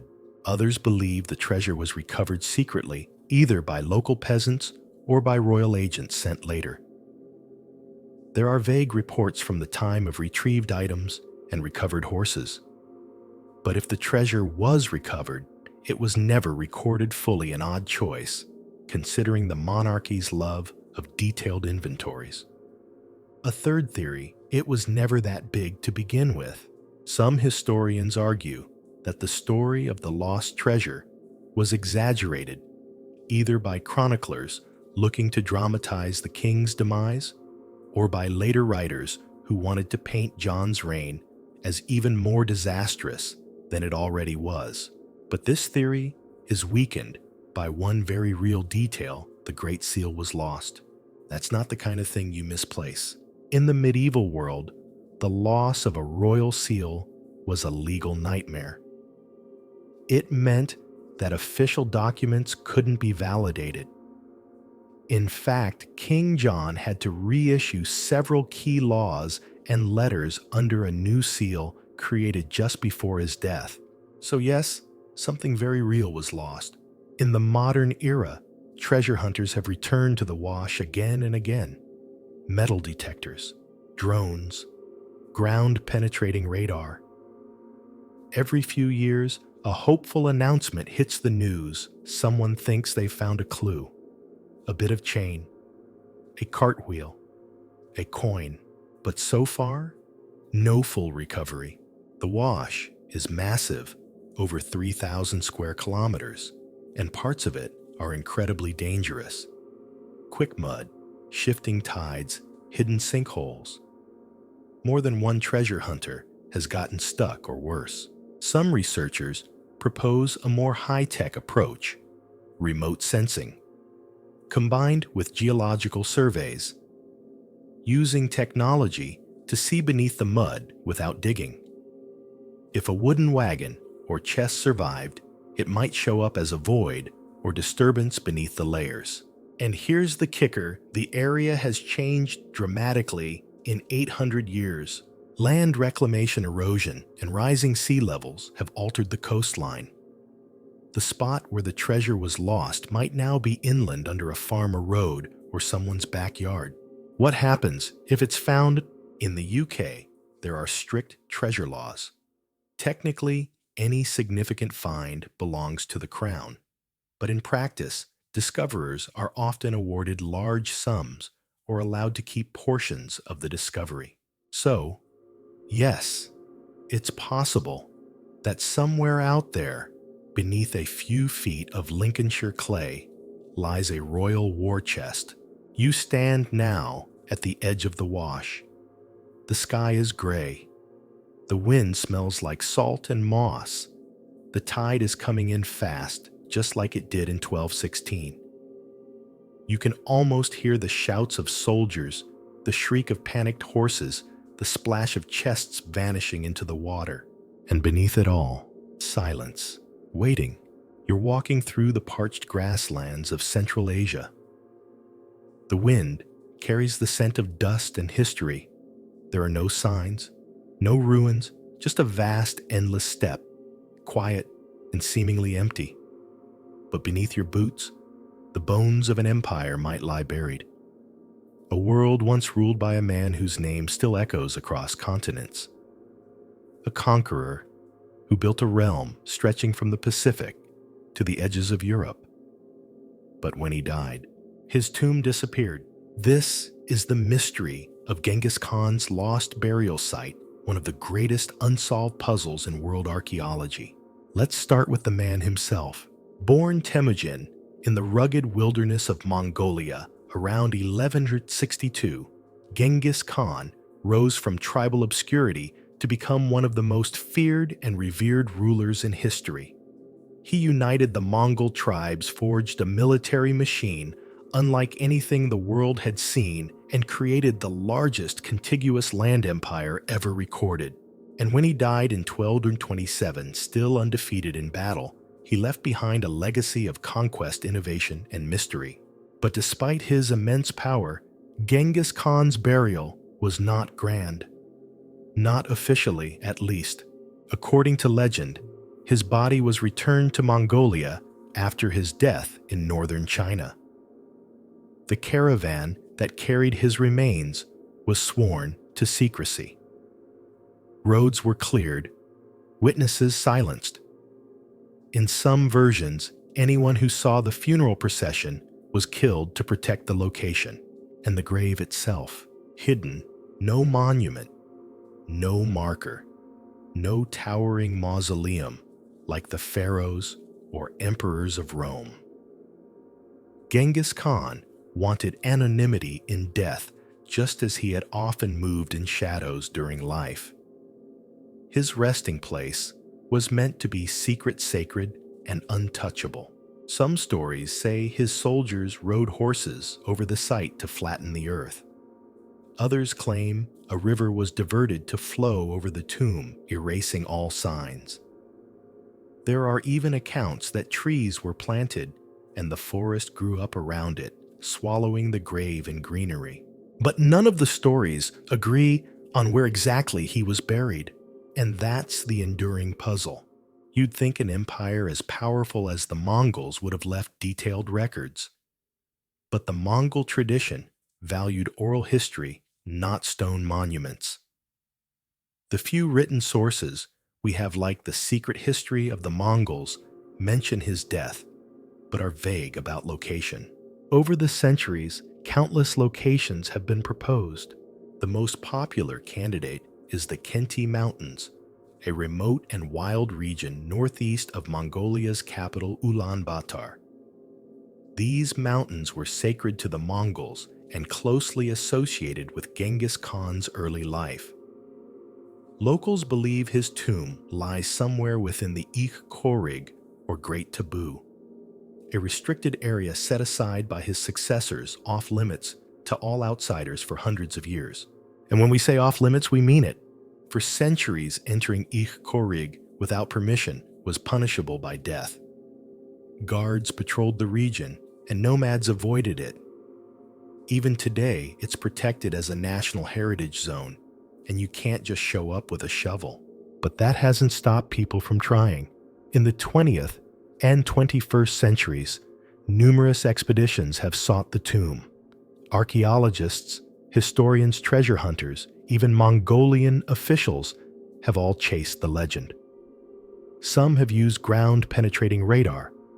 Others have analyzed satellite imagery. A few have even combed through ancient Chinese records for clues. One high-profile effort, called the Valley of the Khans Project, combined satellite technology and crowdsourced analysis, inviting people around the world to scan high-resolution maps for signs of man-made structures or disturbances. The goal? To narrow the search. They found plenty buried walls, ancient campsites, and signs of Mongol habitation, but no confirmed tomb. Another theory places the grave near the Onan River, where Temujin spent his early years. Others suggest the Burkhan Khaldun mountain, a sacred peak he reportedly loved, mentioned in the secret history. That mountain has long been off-limits to researchers. Still, others go farther afield. A few claim Genghis Khan was buried outside of Mongolia, perhaps in Xinjiang, Inner Mongolia, or even parts of Russia. These theories are largely unsupported, but the mystery has drawn wild speculation. And then there's the big tempting question: why hasn't it been found? We live in a world where we can map the ocean floor. We can find buried cities in Guatemala with lasers. We can use drones to scan entire landscapes. And yet Genghis Khan's tomb, arguably the most significant burial site in Asian history, remains untouched. The answer lies in a combination of factors. First, deliberate secrecy. The Mongols didn't want the tomb discovered. It was a sacred trust passed down through generations. Some believe a secret society descendants of the original burial guard still watches over the site. Second, vastness. Mongolia is enormous, and much of it is undeveloped. You're talking about thousands of square miles of wilderness mountains, forests, steppes with little infrastructure. Third, modern geopolitics. Even if you narrow down a possible location, excavation is difficult. Permissions are hard to obtain. Local traditions and spiritual beliefs must be respected, and funding. That's another battle entirely. And finally, what if they don't want it found? Many Mongolians feel strongly that Genghis Khan's tomb should remain undisturbed. To them, he is not just a historical figure, he is the father of their nation, a nearly divine presence. Disturbing his grave would be sacrilege. Even so, some efforts continue quietly. There are whispers of underground structures, reports of radar anomalies, occasional discoveries of burial mounds, possibly for lesser nobles. Each one brings a flicker of hope, a pause in the silence, but so far no tomb. And maybe that's the way Genghis Khan wanted it. He was a man who used fear and mystery as weapons, who moved faster than his enemies, who conquered through surprise, who rose from obscurity to rule the known world. What better final move than to vanish in death? You stand now in the foothills of the Khenti Mountains. The wind rustles the grass. A hawk circles overhead. You look across the endless green and wonder, is it under that ridge, beneath that tree, behind that rock? Somewhere, not far from where you stand, a tomb may lie simple, unmarked, and waiting. No gold, no statue, just the bones of a king and the silence of an empire. You're high in the Andes now, where the air grows thin and the mountains watch like ancient sentinels. Llamas graze on steep slopes. Clouds drift low, hugging the peaks. The ground beneath you is hard and silent, but somewhere beneath the rock and root lies the final treasure of a vanished people. Not gold taken by conquest, but gold hidden in defiance. This is the legend of Atahualpa's ransom, the Inca treasure that disappeared into the mountains. Let's rewind to 1532. The Inca Empire was the largest and most advanced civilization in pre-Columbian South America. It stretched from modern-day Colombia all the way to Chile, connected by vast roads, intricate stone cities, and a bureaucratic system that could rival any in the world. But then the Spaniards arrived, led by Francisco Pizarro. A small band of conquistadors landed on Peru's coast and marched inland with guns, horses, and ambition. They didn't bring armies, they brought cunning. And when they met Atahualpa, the Sapa Inca, or emperor, they didn't fight him outright. They kidnapped him. It was a bold move. Atahualpa was returning from victory in a civil war against his brother Huascar.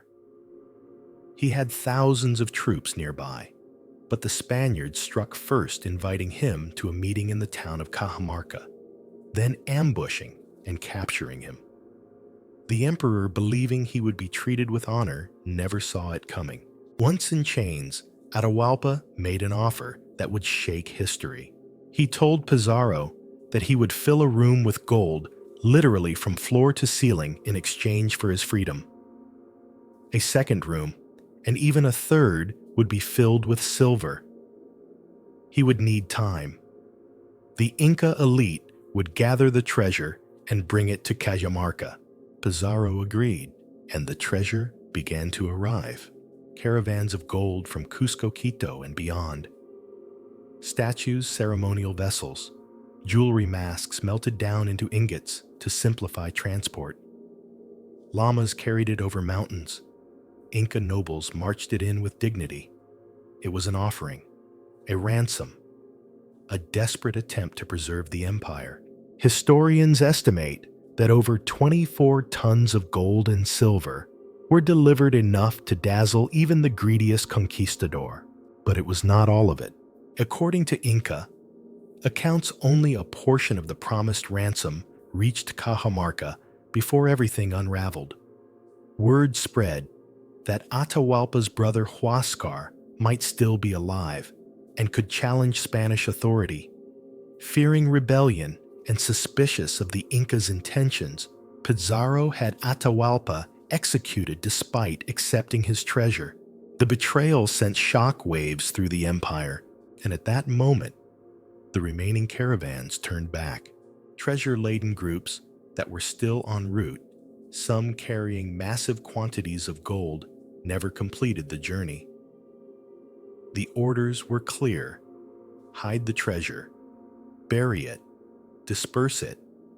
Do not let the Spaniards claim another ounce. And that's where the trail ends, and the legend begins. For centuries, tales have circulated of hidden Inca gold stashed in mountain caves, buried in valleys, or sealed inside temples. These weren't random caches. They were part of Atahualpa's ransom treasure that should have bought his freedom, but was swallowed by time instead. One of the most famous legends involves Lake Yanacocha, which means Black Lake in Quechua. According to lore, a caravan diverted its load into the lake's dark waters. Chests of gold, weighed down with stones, were dropped into the depths. To this day, divers and treasure hunters scour it in vain.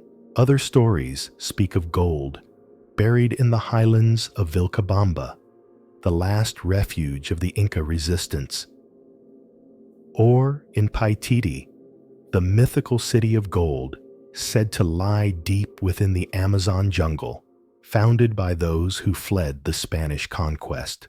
Some believe a portion of the ransom was hidden in the tunnels beneath Cusco, part of a vast subterranean network. There are stories of explorers who ventured into these tunnels never to return. Accounts tell of golden walls, sealed chambers, and traps meant to keep intruders away.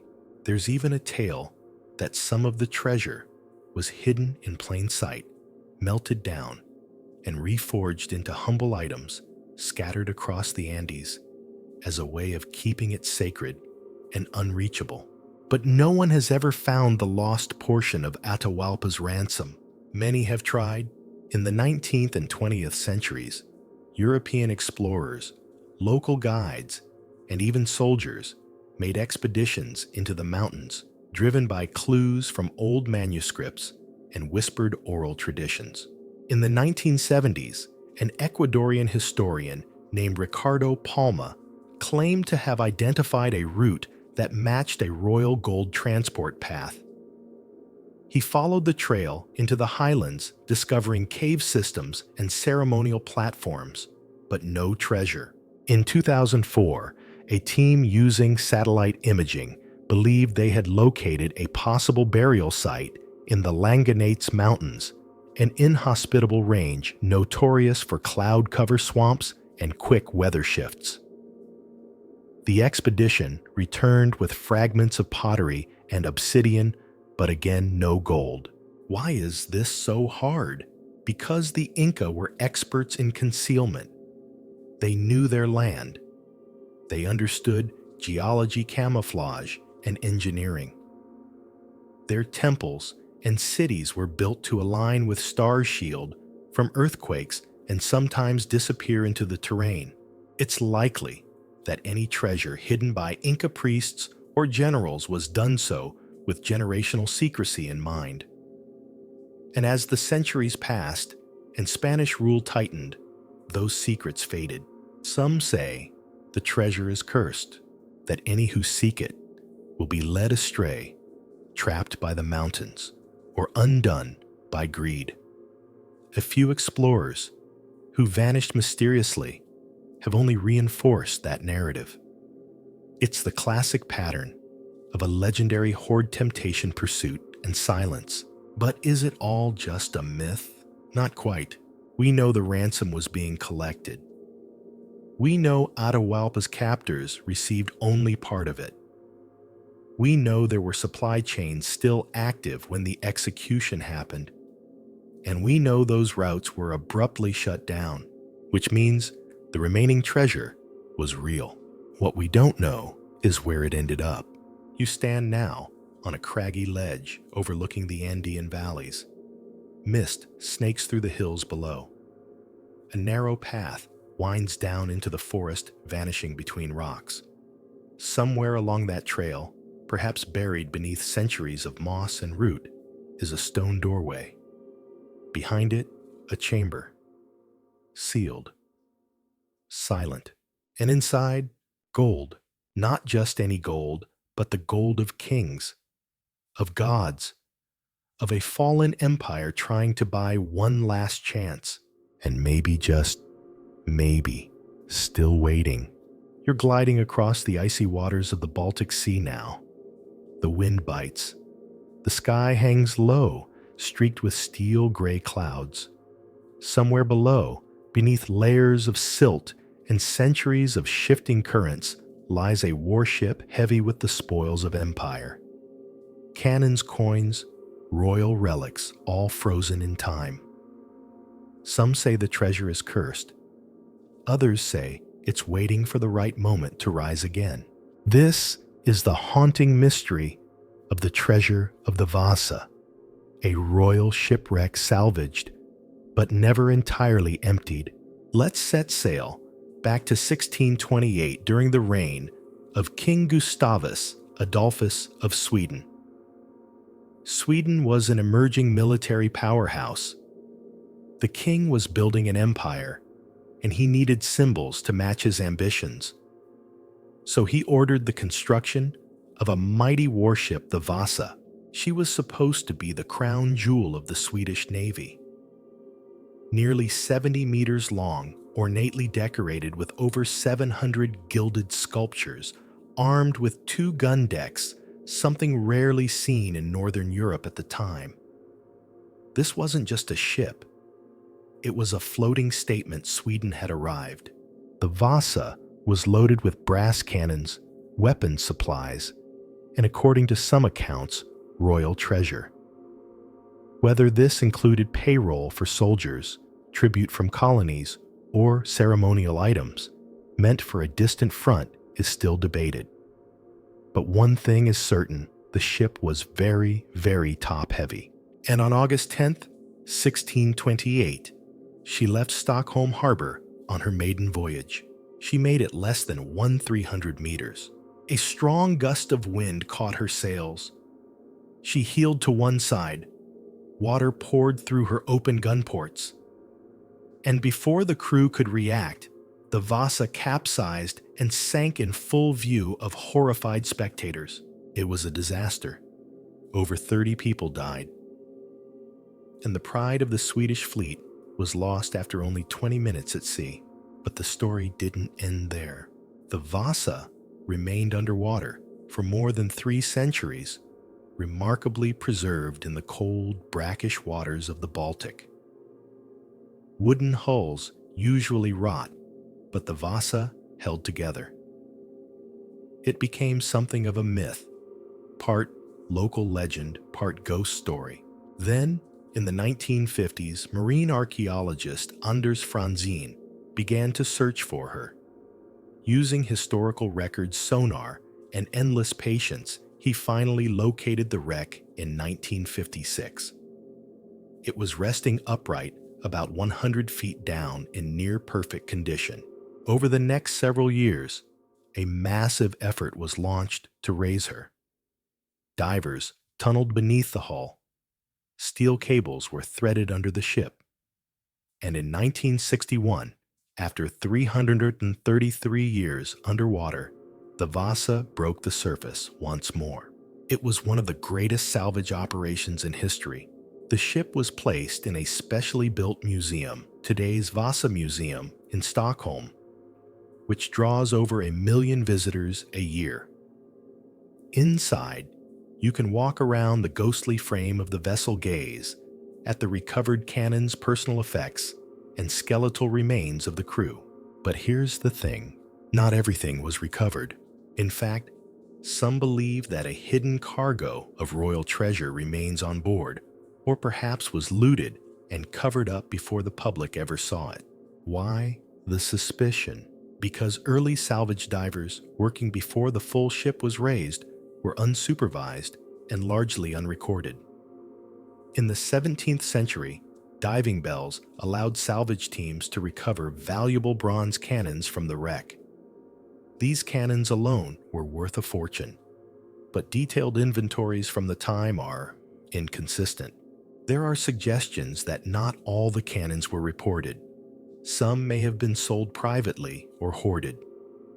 Even modern divers who explored the wreck in the 1950s and early 60s may have retrieved items that never made it into museum archives. The chaos of early recovery left plenty of room for unrecorded treasures to quietly disappear. And then there are the missing logs. Several 17th century manifests mention chests being loaded aboard the Vasa in the days before launch. These included coins, silver ingots, and ceremonial objects possibly intended for the king's troops fighting in Poland. But when the ship was recovered, no such chests were found. So where are they? Some believe they may still be hidden deep in the ship's lower hold, buried under silt and debris that couldn't safely be removed during the initial salvage. Others suggest that part of the treasure slipped out during the sinking and lies scattered on the seafloor near the wreck, missed by modern scanning. And then there are those who think the treasure was quietly lifted during early diving missions and spirited away into private collections never to be cataloged. But perhaps the most tantalizing theory, that there was something so politically sensitive, onboard letters, treaties, secret documents, maybe even illicit cargo, that its disappearance was never acknowledged. Some whispered that the Vasa carried not just weapons and gold, but symbols of divine power, a consecrated cross, or a relic intended to bolster the king's claim to divine rule. If such an item were lost or found, it could shift how Sweden's monarchy was remembered, and that might be motivation enough to keep it hidden. Of course, none of this has ever been proven. The official line is that the Vasa's treasure, if any existed, was minimal, and that what's been recovered is all that there ever was. But the sea keeps its secrets. Even now, parts of the ship remain unexcavated. The museum's preservation team focuses on stabilizing the wood, studying artifacts, and conserving what's already been found. Digging deeper could damage the fragile wreck. But what lies just beneath that last layer of timber and time? We may never know. Still, every few years, someone raises the question, could we use newer imaging techniques to scan deeper? Could we recover what 17th century divers missed? Should we? The Swedish government and museum staff are cautious. The Vasa is a time capsule, a window into the past. But that window is delicate. Dig too deep, and it could collapse. So the treasure, if it exists, remains buried. You stand now before the ship in the museum, the air heavy with centuries. The timbers creak as if they remember. A cannon stares silently from a gun port, its iron dark with age. You look down into the hold where shadows pool, and for just a moment you imagine it. A locked chest, gilded edges, still waiting, still dry, still untouched. A king's secret, hidden not in some far-off ruin, but in plain sight. You're standing at the edge of a sunken crater now. The air is heavy still, almost electric. The land around you seems scorched, blasted into strange patterns as if something tore through the sky and buried itself deep underground. Locals speak of fire and thunder. Scientists call it an anomaly. But treasure hunters, they call it a clue. This is the enduring mystery of the Tunguska event and the persistent theory that something valuable, even extraterrestrial, may lie at its heart. Let's rewind to June 30, 1908. In the early morning hours, deep in the Siberian wilderness near the Podkamenaya Tunguska River, the sky exploded. A fireball streaked across the horizon.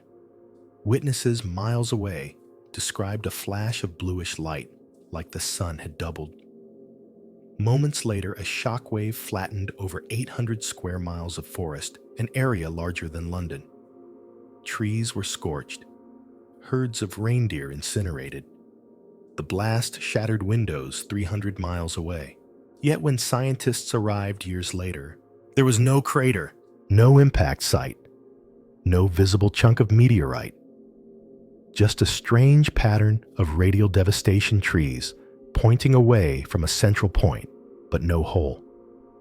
It was as if something exploded midair, releasing energy equivalent to 15 megatons of TNT, about 1,000 times more powerful than the bomb dropped on Hiroshima. The mainstream explanation: a meteor or comet entered Earth's atmosphere and disintegrated before hitting the ground. The blast, they say, came from the airburst. But here's the thing, the mystery didn't stop there. In the decades since, researchers, conspiracy theorists, and treasure hunters have combed the Tunguska zone looking for answers, and occasionally for treasure. Not treasure in the usual sense of gold or jewels, but something stranger. Let's break down the theories. Theory 1. Alien technology. Yes, we're starting big. Some researchers believe the Tunguska event wasn't a meteor or comet at all, but a crashed alien spacecraft.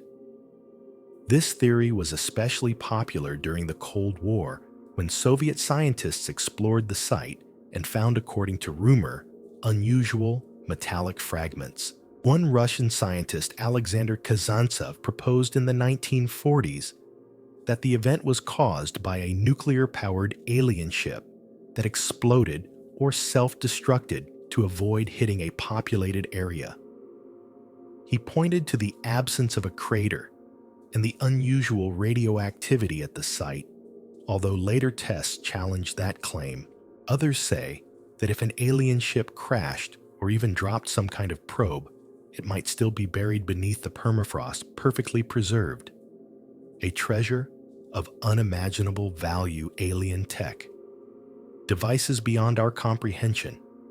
Energy sources, metals, information. Nothing definitive has ever been found, but the idea still captivates. Theory 2. Hidden natural treasure. Another theory focuses on what the blast revealed, not what caused it. When trees were flattened and soil layers exposed, geologists noted strange mineral patterns. Some suspect the explosion may have exposed or even created valuable rare earth deposits beneath the forest. Tunguska lies in a region rich in minerals, and while much of it remains unexplored due to remoteness and climate, some treasure hunters believe massive deposits of platinum gold or rare earth elements are waiting just beneath the surface. A few prospectors have found microscopic diamonds in the soil, possibly formed by the intense heat and pressure of the explosion. So while there may not be pirate treasure here, the earth itself may have forged something precious in the fire. Theory 3. Lost Tesla experiment. Now we're heading into strange, beautiful territory. In the early 1900s, inventor Nikola Tesla was working on wireless energy transmission through his Wardenclyffe Tower in New York. Around the same time, Tesla reportedly claimed he had developed a device that could direct electrical energy through the atmosphere like a controlled lightning bolt. Here's where things get weird. Some believe Tesla was testing his death ray and chose the remote Siberian forest as a target far from civilization where it could do no harm. The timing almost lines up. And Tesla was known to send cryptic notes and claims about global energy manipulation. There's no real evidence tying Tesla to the Tunguska event, of course. But when a man known for lightning towers and secret labs lines up with a real-life sky explosion, imaginations catch fire. Theory 4. Ancient buried object. Still others believe the blast wasn't the beginning of the story, but the result of something already buried. According to local Evenki legends, indigenous people who lived in the region, there were stories passed down for generations about fiery gods and glowing mountains. Some theorists believe there could be an ancient structure, even an undiscovered meteorite buried beneath the forest floor. And the 1908 explosion was caused by some kind of interaction, natural or supernatural. Maybe a gas pocket ignited by an impact. Maybe a volcanic reaction. Maybe something else. Several expeditions have tried to dig into the permafrost in the presumed epicenter known as the Vanavara zone, but the ground is notoriously unstable. Shallow digs have revealed strange soil chemistry, blackened tree rings, and layers of magnetic anomalies, but never a definitive object, which is why the treasure remains theoretical. And yet the area still calls to people, scientists, adventurers, conspiracy theorists. Some come for research, others come for a glimpse of something beyond explanation. A few come hoping to walk away with something no one else has: an artifact, a relic, even just a clue. To this day, the Tunguska region remains largely unexplored. The terrain is brutal. There are no roads, swarms of mosquitoes, extreme cold. Getting in requires helicopters, permits, and the patience of a monk, but that hasn't stopped the expeditions. In the 2000s, a group claimed to have found a circular formation of stones buried beneath the swamp like a foundation. Another expedition reported metal spheres embedded in tree bark and soil layers. No conclusive evidence, but plenty of fuel for the fire. And while most scientists agree on a natural explanation, a mid-air explosion caused by a comet or meteoroid, the lack of physical debris keeps the door cracked open. Because if there was treasure, it wouldn't be on the surface. It would be buried deep under the impact site, waiting for the earth to thaw or someone determined enough to reach it. You stand now in the clearing where the trees once fell, all pointing away from a single invisible center. The forest has regrown, but the silence feels different. The birds seem quieter. The air feels heavier. You kneel and press your hand into the cold soil. Somewhere beneath you, maybe 10 feet down, maybe 100 something may rest. A core of iron, a sphere of alien metal, a box that hums when touched. Or nothing at all. But until someone digs deep enough, the Tunguska treasure remains just out of reach, a mystery forged in fire. You're drifting through a foggy river valley now. The air smells of moss and gunpowder. A hush hangs over the water, broken only by the occasional ripple of a passing barge. Somewhere in this calm, sleepy landscape, if the rumors are true, lies a secret buried beneath concrete mud and old war wounds. A train, a tunnel, and what might be inside. Gold. Nazi gold.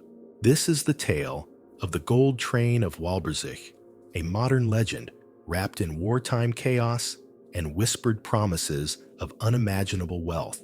Let's go back to World War II, toward its fiery end in 1945. As Soviet forces advanced westward across Poland, Nazi officials scrambled to hide their stolen riches. For years, the Third Reich had been looting across Europe, stripping art from museums, emptying bank vaults, confiscating gold teeth, coins bars, and jewels from occupied territories and death camps alike. Palaces, banks, churches, nothing was sacred. And as Berlin began to burn, orders were given: hide it. Keep the treasure from falling into Allied hands.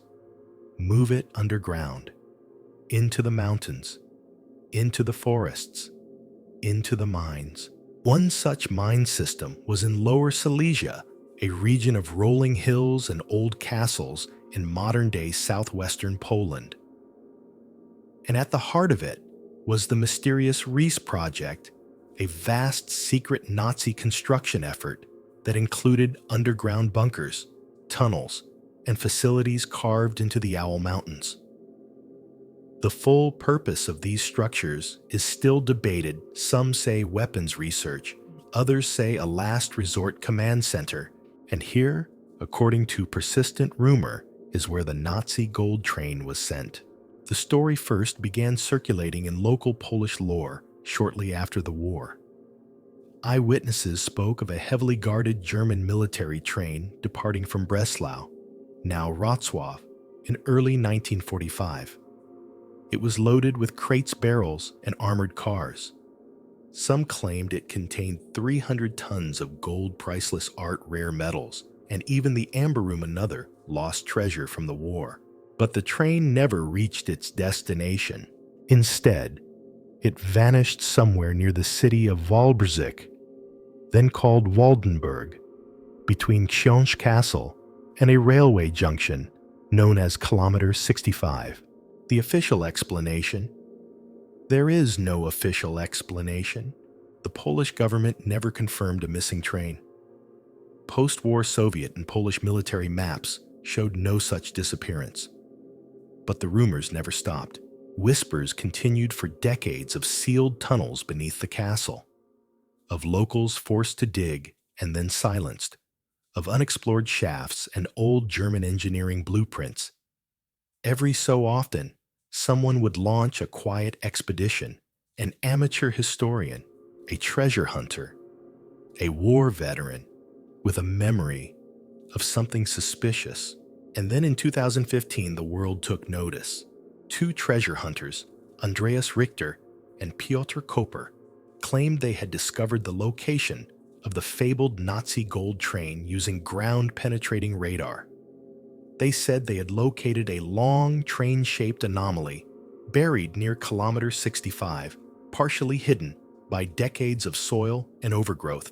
They went public with their claim, and the media exploded. Headlines screamed about Nazi gold train found in Poland. Reporters flooded into Walbrzich. Tourists came to the site with cameras and picnic lunches. Speculation ran wild. Was it real? Was it just a buried rail car? Was it a ploy?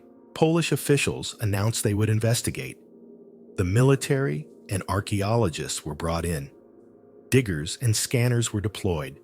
The area was cordoned off. And then, nothing. No train was found, at least not officially. The radar anomaly was real. There was something underground. But follow-up digs revealed only natural rock formations and perhaps the remnants of a collapsed tunnel. Disappointed officials called off the search. Richter and Koper maintained that they had been right, but either the dig had missed the target or someone had beaten them to it. The disappointment didn't kill the story. It only deepened it, because people began to ask, what if the train had been there but had already been removed secretly during Soviet occupation, after all the Red Army had access to the area long before anyone else? Maybe the train was found in 1945, its contents whisked away to Russia, never to be acknowledged. There's some circumstantial support for that theory. Soviet soldiers were known to loot heavily during their advance. Entire trainloads of machinery, artifacts, and valuables were shipped east. Some believe that any discovery of Nazi treasure would have been classified and absorbed into Cold War black budgets. Others suspect the KGB may have used it to fund covert operations. But there's also the possibility that the train, if it existed, is still there, entombed behind a rockfall, sealed by dynamite, or hidden in one of the still, inaccessible shafts beneath the Owl Mountains. Because here's the kicker. Many of the tunnels from the Reese project remain unexplored. Construction was never completed. Maps were destroyed. Entrances were collapsed deliberately. And even today, drone footage and thermal scans suggest voids beneath the mountain structures that have yet to be opened. And what if the train wasn't a train at all? Some theorists believe the treasure was never placed on rails, but hidden in mine shafts, disguised as industrial storage, then buried. Others suggest it was packed into bunkers beneath Shunsh Castle, still sealed behind tons of stone and secrecy. The Polish government maintains that no such train has been found, but they don't deny that the region remains full of unexplored military infrastructure.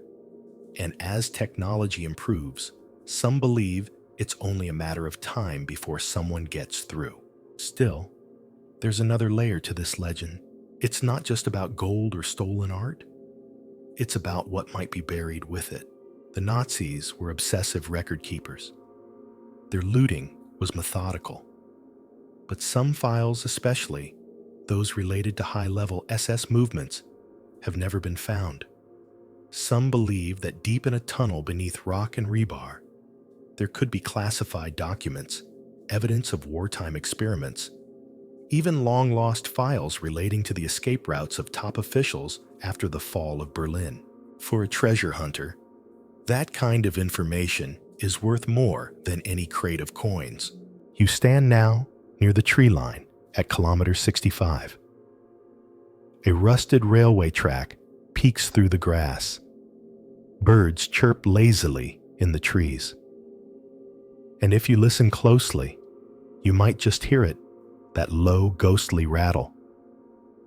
The memory of an armored train trundling into a tunnel and never coming out. Beneath your boots, the earth may still hide that last war cry of a dying empire. Waiting, you're standing at the edge of the Adriatic Sea, in the fading twilight of a war-torn continent. The air is still heavy with salt and old secrets.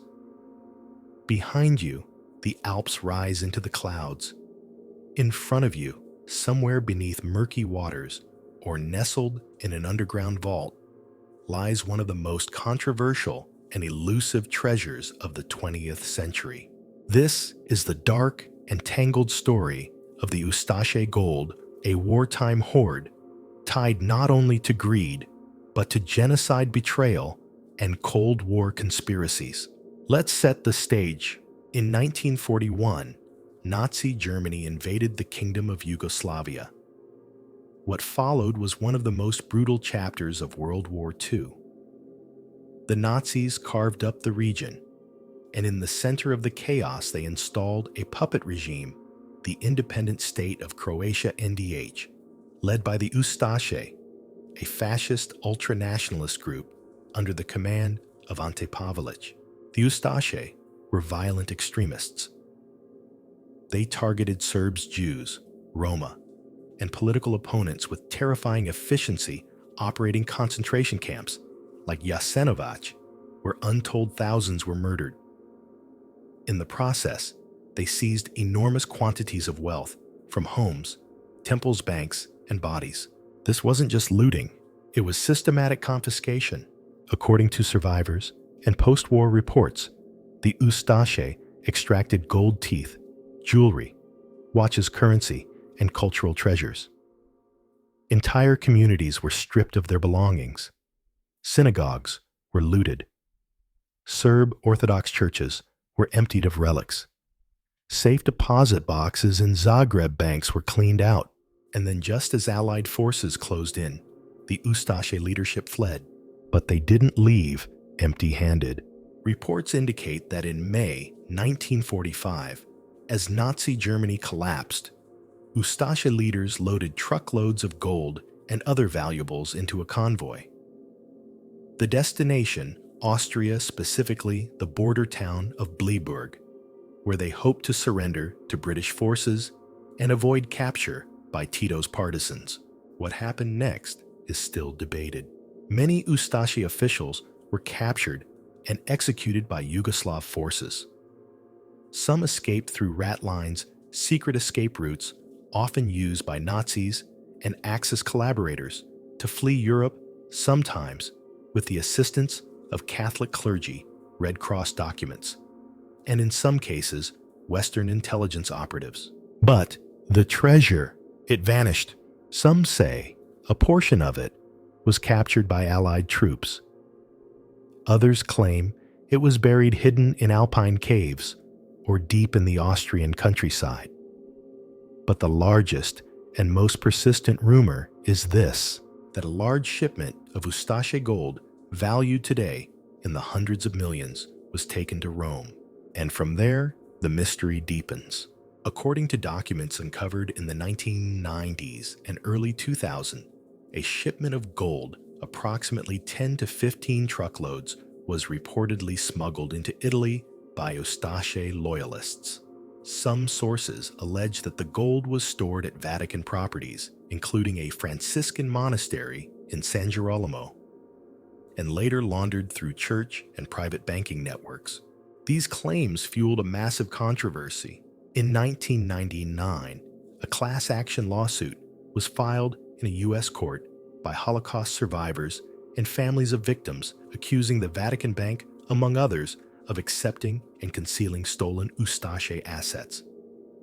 The suit cited U.S. intelligence memos from the late 1940s and declassified documents that referenced a Croatian treasury being moved into Italy. One OSS Office of Strategic Services report even noted that approximately 350 million Swiss francs worth of gold had disappeared from Ustasha-controlled banks at the end of the war, and that a significant portion had surfaced in Italy. The Vatican denied the allegations, and after several years of legal and diplomatic tension, the case was eventually dismissed due largely to jurisdictional issues and a lack of direct evidence tying Vatican officials to specific transactions. But many questions remain. What happened to the gold? Some believe that portions of it were used to fund post-war Ustasha network cells of exiled fascists who operated in South America, Spain, and even parts of North America. These groups maintained connections, coordinated propaganda, and in some cases plotted political violence against Yugoslavia well into the 1960s and 70s. Others think the treasure was laundered through Swiss and Vatican-affiliated banks, converted into private accounts, and then distributed among sympathizers, war criminals, and collaborators. A few researchers believe that the gold is still hidden in vaults caves or possibly under false identities in banking systems that no longer question their oldest accounts. One of the most intriguing leads came from a 1947 document written by an American military officer stationed in Europe. He claimed that a portion of the treasure was being guarded by Catholic clergy who refused to turn it over to Allied authorities, citing religious asylum and spiritual protection of the assets. Was this treasure ever fully tracked? Not exactly. In the 1990s, the U.S. State Department conducted its own investigation into Nazi and Axis gold movements, releasing a landmark report in 1997. It confirmed that a substantial quantity of gold from occupied countries, including Yugoslavia, was never accounted for. But Ustasha gold remains one of the least resolved parts of that puzzle. You might be wondering if it's out there. Why hasn't it been found? Because even now, documents are missing. War records were destroyed or altered. Witnesses died or vanished. And those who benefited from the stolen wealth had every reason to stay quiet. Over time, the gold became more than just money. It became a symbol of silence, of cover-up, of unanswered guilt. And if some of it did remain hidden, it could still lie beneath a monastery floor behind a false wall in an Italian villa, or deep inside a mountain shaft once used by Axis forces to store ammunition and art. Treasure hunters continue to search. Some have scoured Austria's mountains with ground radar. Others have traced shipping manifests from 1945, trying to locate trucks that disappeared between Zagreb and Trieste.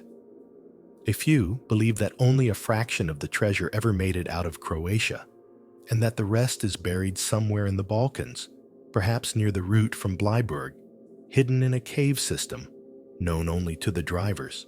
And what's at stake? More than just gold. This treasure represents one of the darkest financial trails in European history, one soaked in the blood of genocide victims and wrapped in post-war secrets. You stand now in the forest near the Austrian border. The leaves whisper. A forgotten chapel stands crooked in the trees. Somewhere beneath your feet, perhaps behind stones sealed since 1945, something rests. A crate marked with a fading swastika. A bag of melted wedding rings. A scroll of documents that were never meant to see the light of day. You listen. The trees don't speak, but the past does. Quietly, relentlessly. You're in a quiet room now. Stone walls rise on all sides, rough and unadorned. There's no treasure here, at least not the glittering kind. No gold, no jewels, no crates hidden in tunnels. Just a locked door, a single keyhole. And behind it, the secret library of a forgotten order guarded for centuries, whispered about by kings and popes, and still untouched to this day. This is the enduring enigma of the secret Vatican archives, or, as they're more officially and dramatically known today, the Vatican Apostolic Archive. Now, before you start picturing Indiana Jones fighting cardinals in red robes over ancient scrolls, let's clarify a few things. Yes, the archive is very real. Yes, it contains documents going back more than 200 years. And yes, much of it is still off limits. But let's rewind for a second. The Vatican Apostolic Archive was founded in 1612 by Pope Paul V, who decided the Church needed a secure, organized, and centralized collection of its most sensitive documents.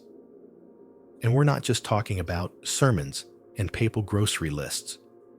We're talking about letters from emperors, edicts from Inquisitions-coded correspondence, and the official records of one of the most powerful institutions in human history.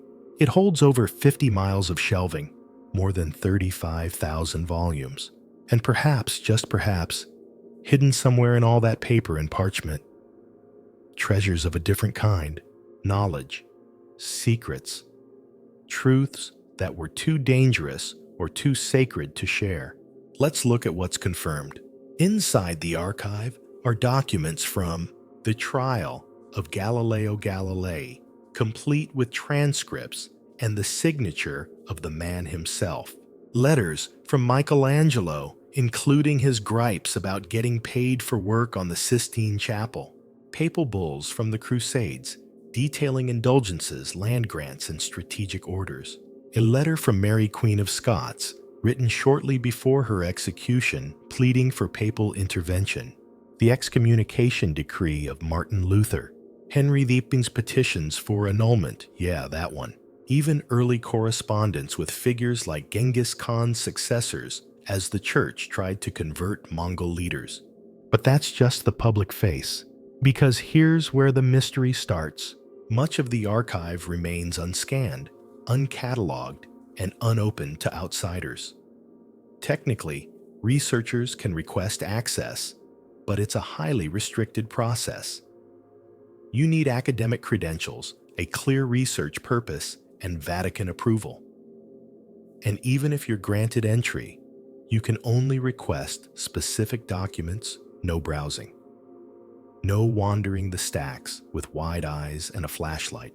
So naturally, the question becomes, what else is in there? That's where the treasure hunting instinct kicks in. Some theorists, historians, and conspiracists alike believe the archive may house the missing books of the Bible, including the Book of Enoch, Book of Jubilees, and Apocryphal Gospels, long banished from canon.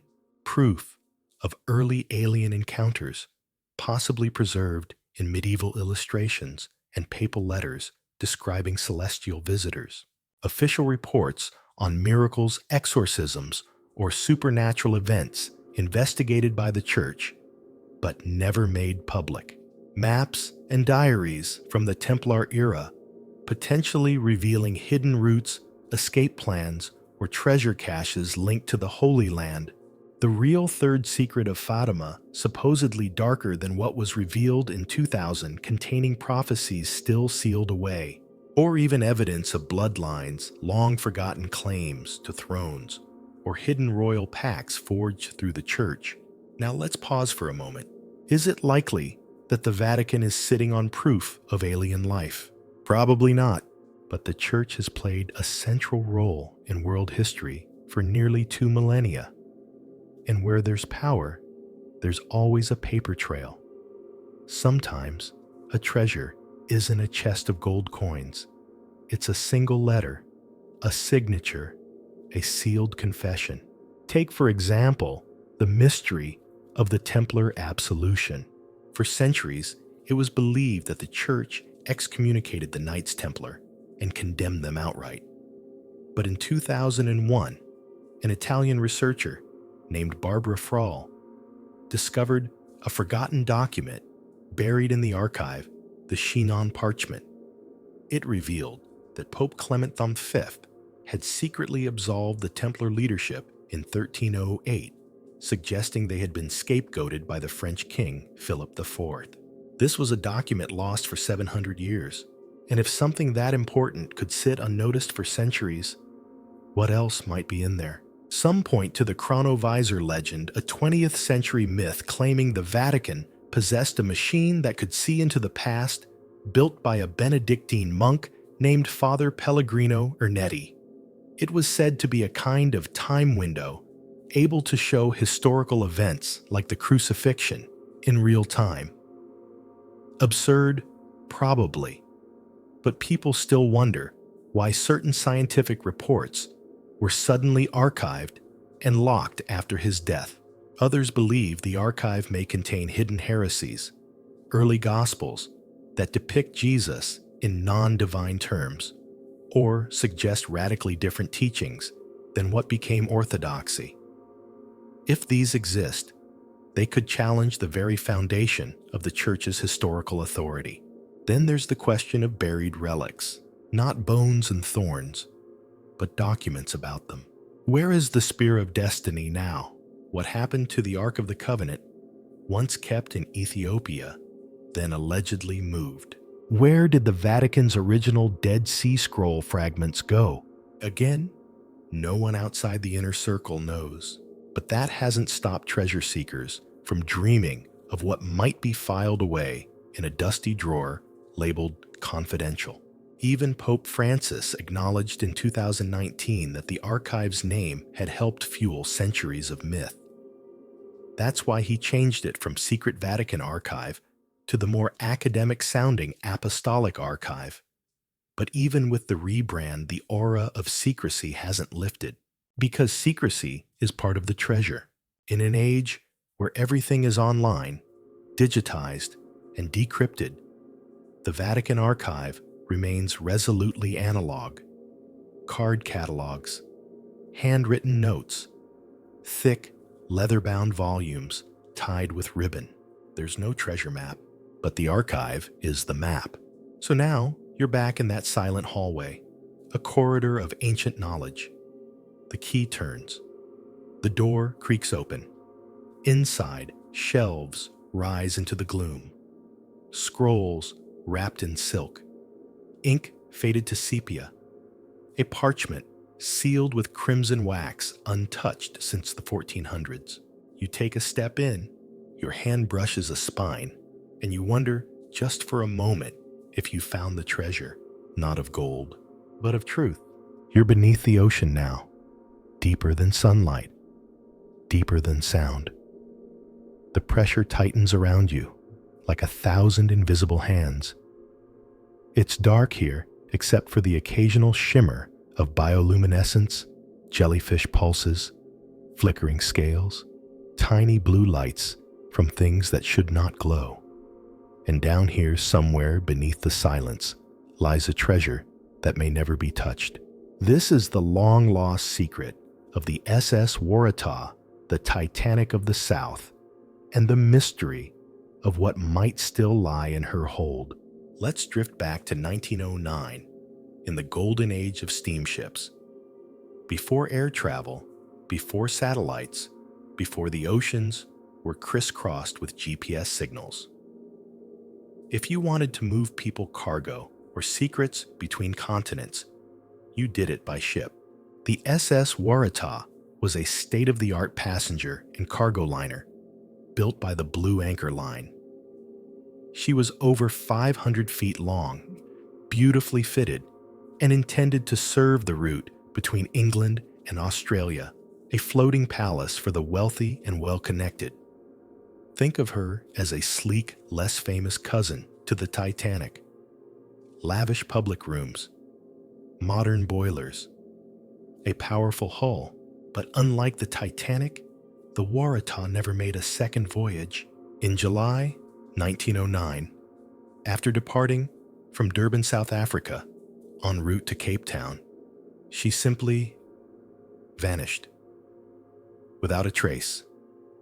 No survivors. No lifeboats. No distress calls. No wreckage. Just gone. On board were over 200 people, including families, businessmen, and crew. Alongside them, according to rumor, was a cargo of significant value, perhaps gold gemstones or private wealth being transported discreetly between continents. Some reports from the time suggested the Waratah was carrying confidential shipments for banks or colonial administrations. Others hinted at military materials, a quiet arms movement, or coded documents. And others naturally imagined diamonds. South Africa, after all, was in the heart of its mining boom. The problem is, there's no confirmed manifest. The Blue Anchor Line went bankrupt shortly after the Waratah's disappearance, and the records either vanished with the company or were never released. Some say the missing cargo could have included Kruger gold coinage from the former Boer republics secretly moved to avoid seizure by the British. That treasure has long been the subject of its own legend. Whatever the truth, the Waratah was never found. Dozens of expeditions have tried, in the years immediately following the sinking ships, scoured the waters between Durban and Cape Town, searching for floating debris or wreckage. Nothing. Not even a life preserver. Survivors from other ships claim to have seen her on the horizon listing slightly or steaming oddly, but she never arrived at her destination. Over the decades, more searches were launched. In the 1980s, sonar mapping became more advanced and deep-sea exploration improved.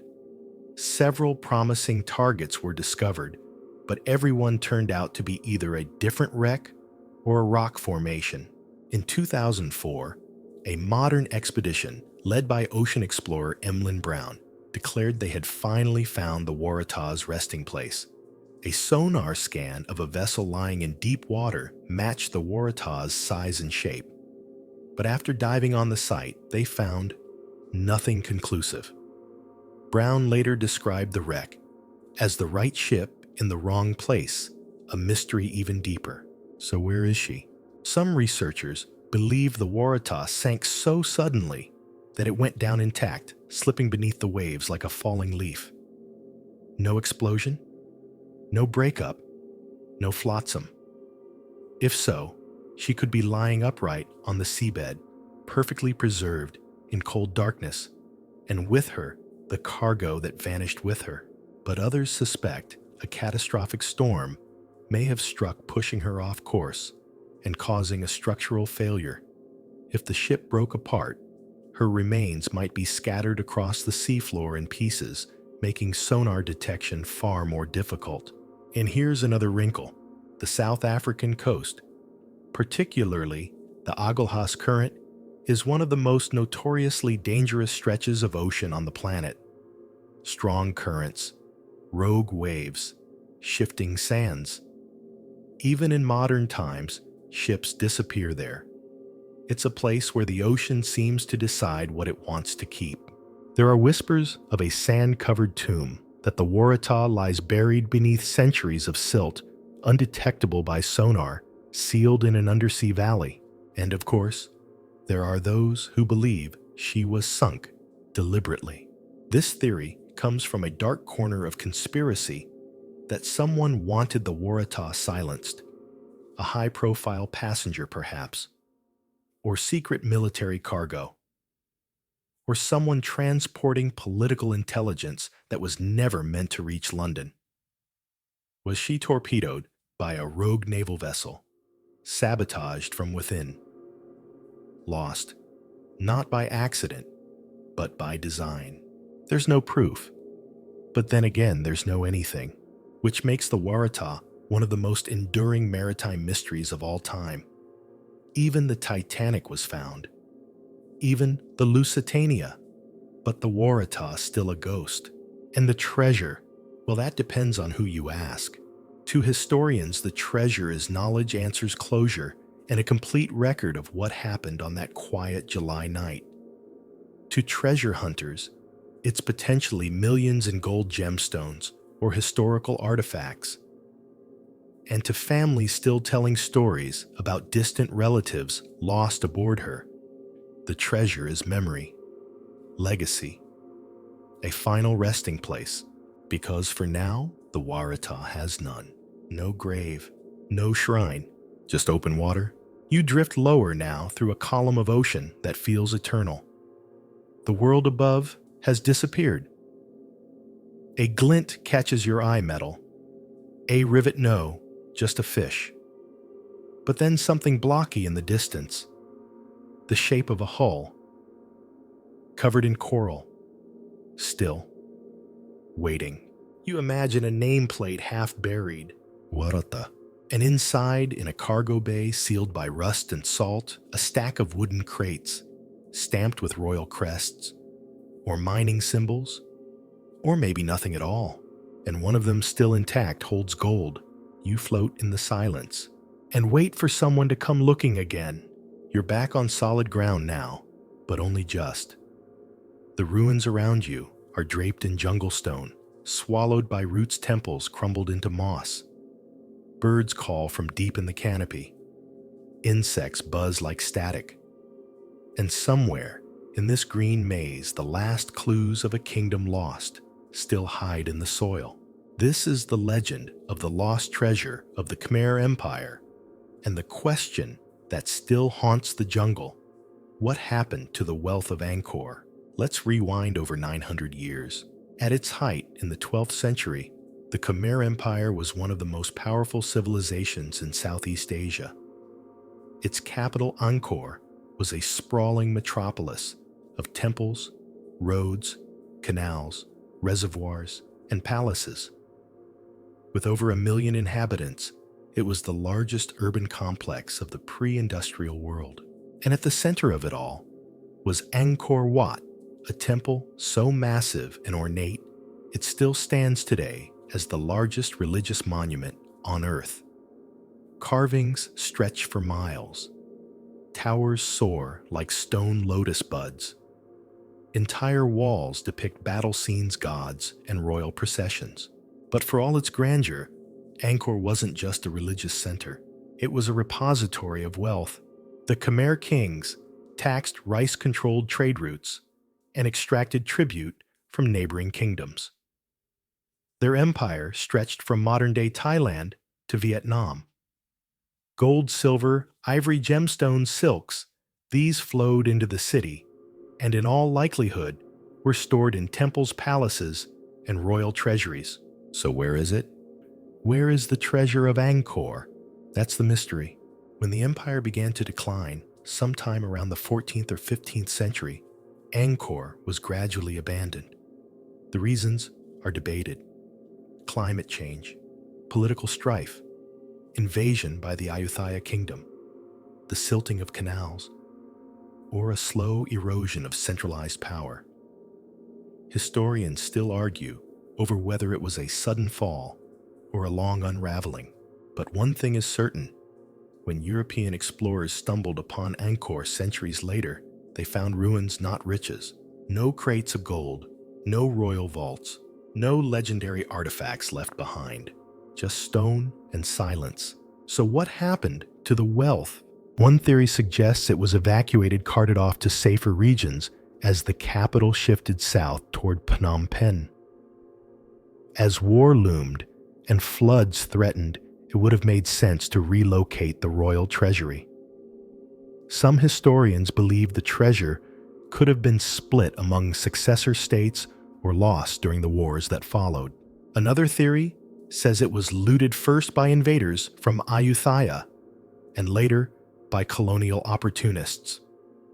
Some accounts describe Thai armies carrying off golden statues, sacred relics, and even portions of temple walls. Others point to a long tradition of treasure hunters stripping sites for anything that could be sold or melted down. But still, no major find has ever surfaced. And that raises another possibility. What if the treasure was hidden? Think about it, an empire on the verge of collapse. A king facing rebellion, drought, or invasion. A network of jungle roads, remote monasteries, and secret passageways. It wouldn't be hard to imagine a royal directive: bury the gold, hide the relics, seal the tombs. Maybe the treasure lies in a forgotten temple, sealed behind a false wall, or beneath the floor of an overgrown monastery, or in a burial mound disguised by centuries of jungle. Some even believe the treasure may be underwater, sunk in the massive reservoirs of Angkor, like the West Beret, which once supported irrigation and travel. Divers have explored parts of these ancient basins and found pottery tools and statues, but no gold. Not yet. There's also the matter of the underground network. In recent years, archaeologists have used LiDAR scanning to reveal hundreds of hidden structures around Angkor temples, roads, neighborhoods, even entire suburbs, long buried under vegetation. Each of these could potentially hold clues or caches missed by earlier researchers. And then there are the oral traditions. Local folklore speaks of hidden kings and treasure monks who carried relics into the mountains or the jungle to protect them from desecration. Some tales describe cursed artifacts guarded by spirits or buried in places that only reveal themselves once every 1,000 full moons. Now, obviously, some of this is myth, but myth often contains kernels of truth. You wouldn't be the first to think so. In the 19th and 20th centuries, colonial explorers scoured Angkor looking for treasure.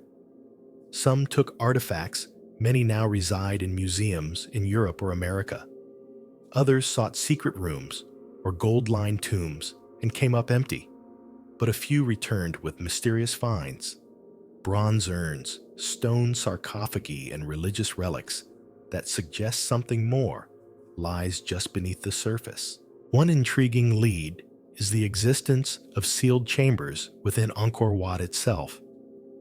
Some archaeologists believe that certain passageways and foundations, particularly beneath the central sanctuary, may conceal burial spaces or hidden vaults.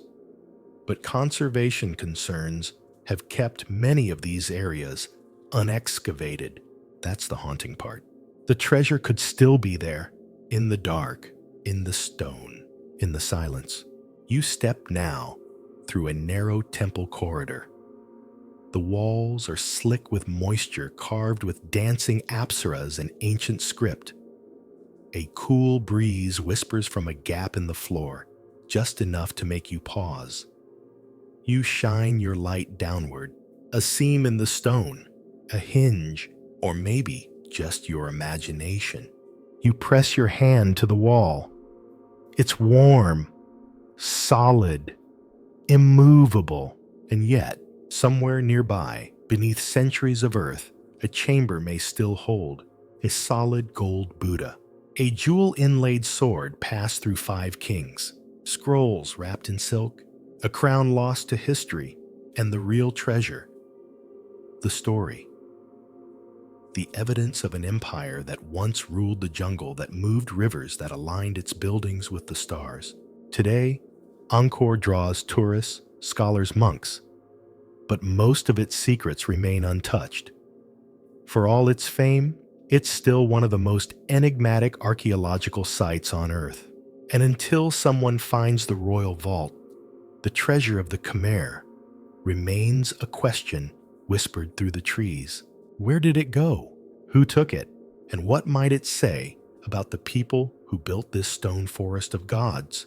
You walk out of the corridor into the blinding green of the jungle. Birds call. The sky shifts. A raindrop hits your shoulder. The ruins behind you say nothing, but they're not done speaking. Not yet. So here you are, drifting back from a world of whispers and dust. You've chased lost trains through mountain tunnels, waded through jungles and war zones, descended into vaults and seabeds, wandered forests where kings vanished, and followed gold that no one has seen for centuries, if ever. Each tale a fragment, each clue a breath on the mirror of history. But here's the thing about treasure. It's rarely just about the gold. What you've really followed tonight is the human need to remember, to make sense of what was lost, to believe that buried somewhere in a cave, a cathedral, a shipwreck, or a sealed chamber is not just a chest of coins, but a story waiting to be uncovered. Something we forgot. Something someone tried very hard to hide. Sometimes the treasure is power. Sometimes it's beauty. Sometimes it's guilt. But always it's a question. And that's why these legends never go away. They sit at the edge of our maps, daring us to keep looking.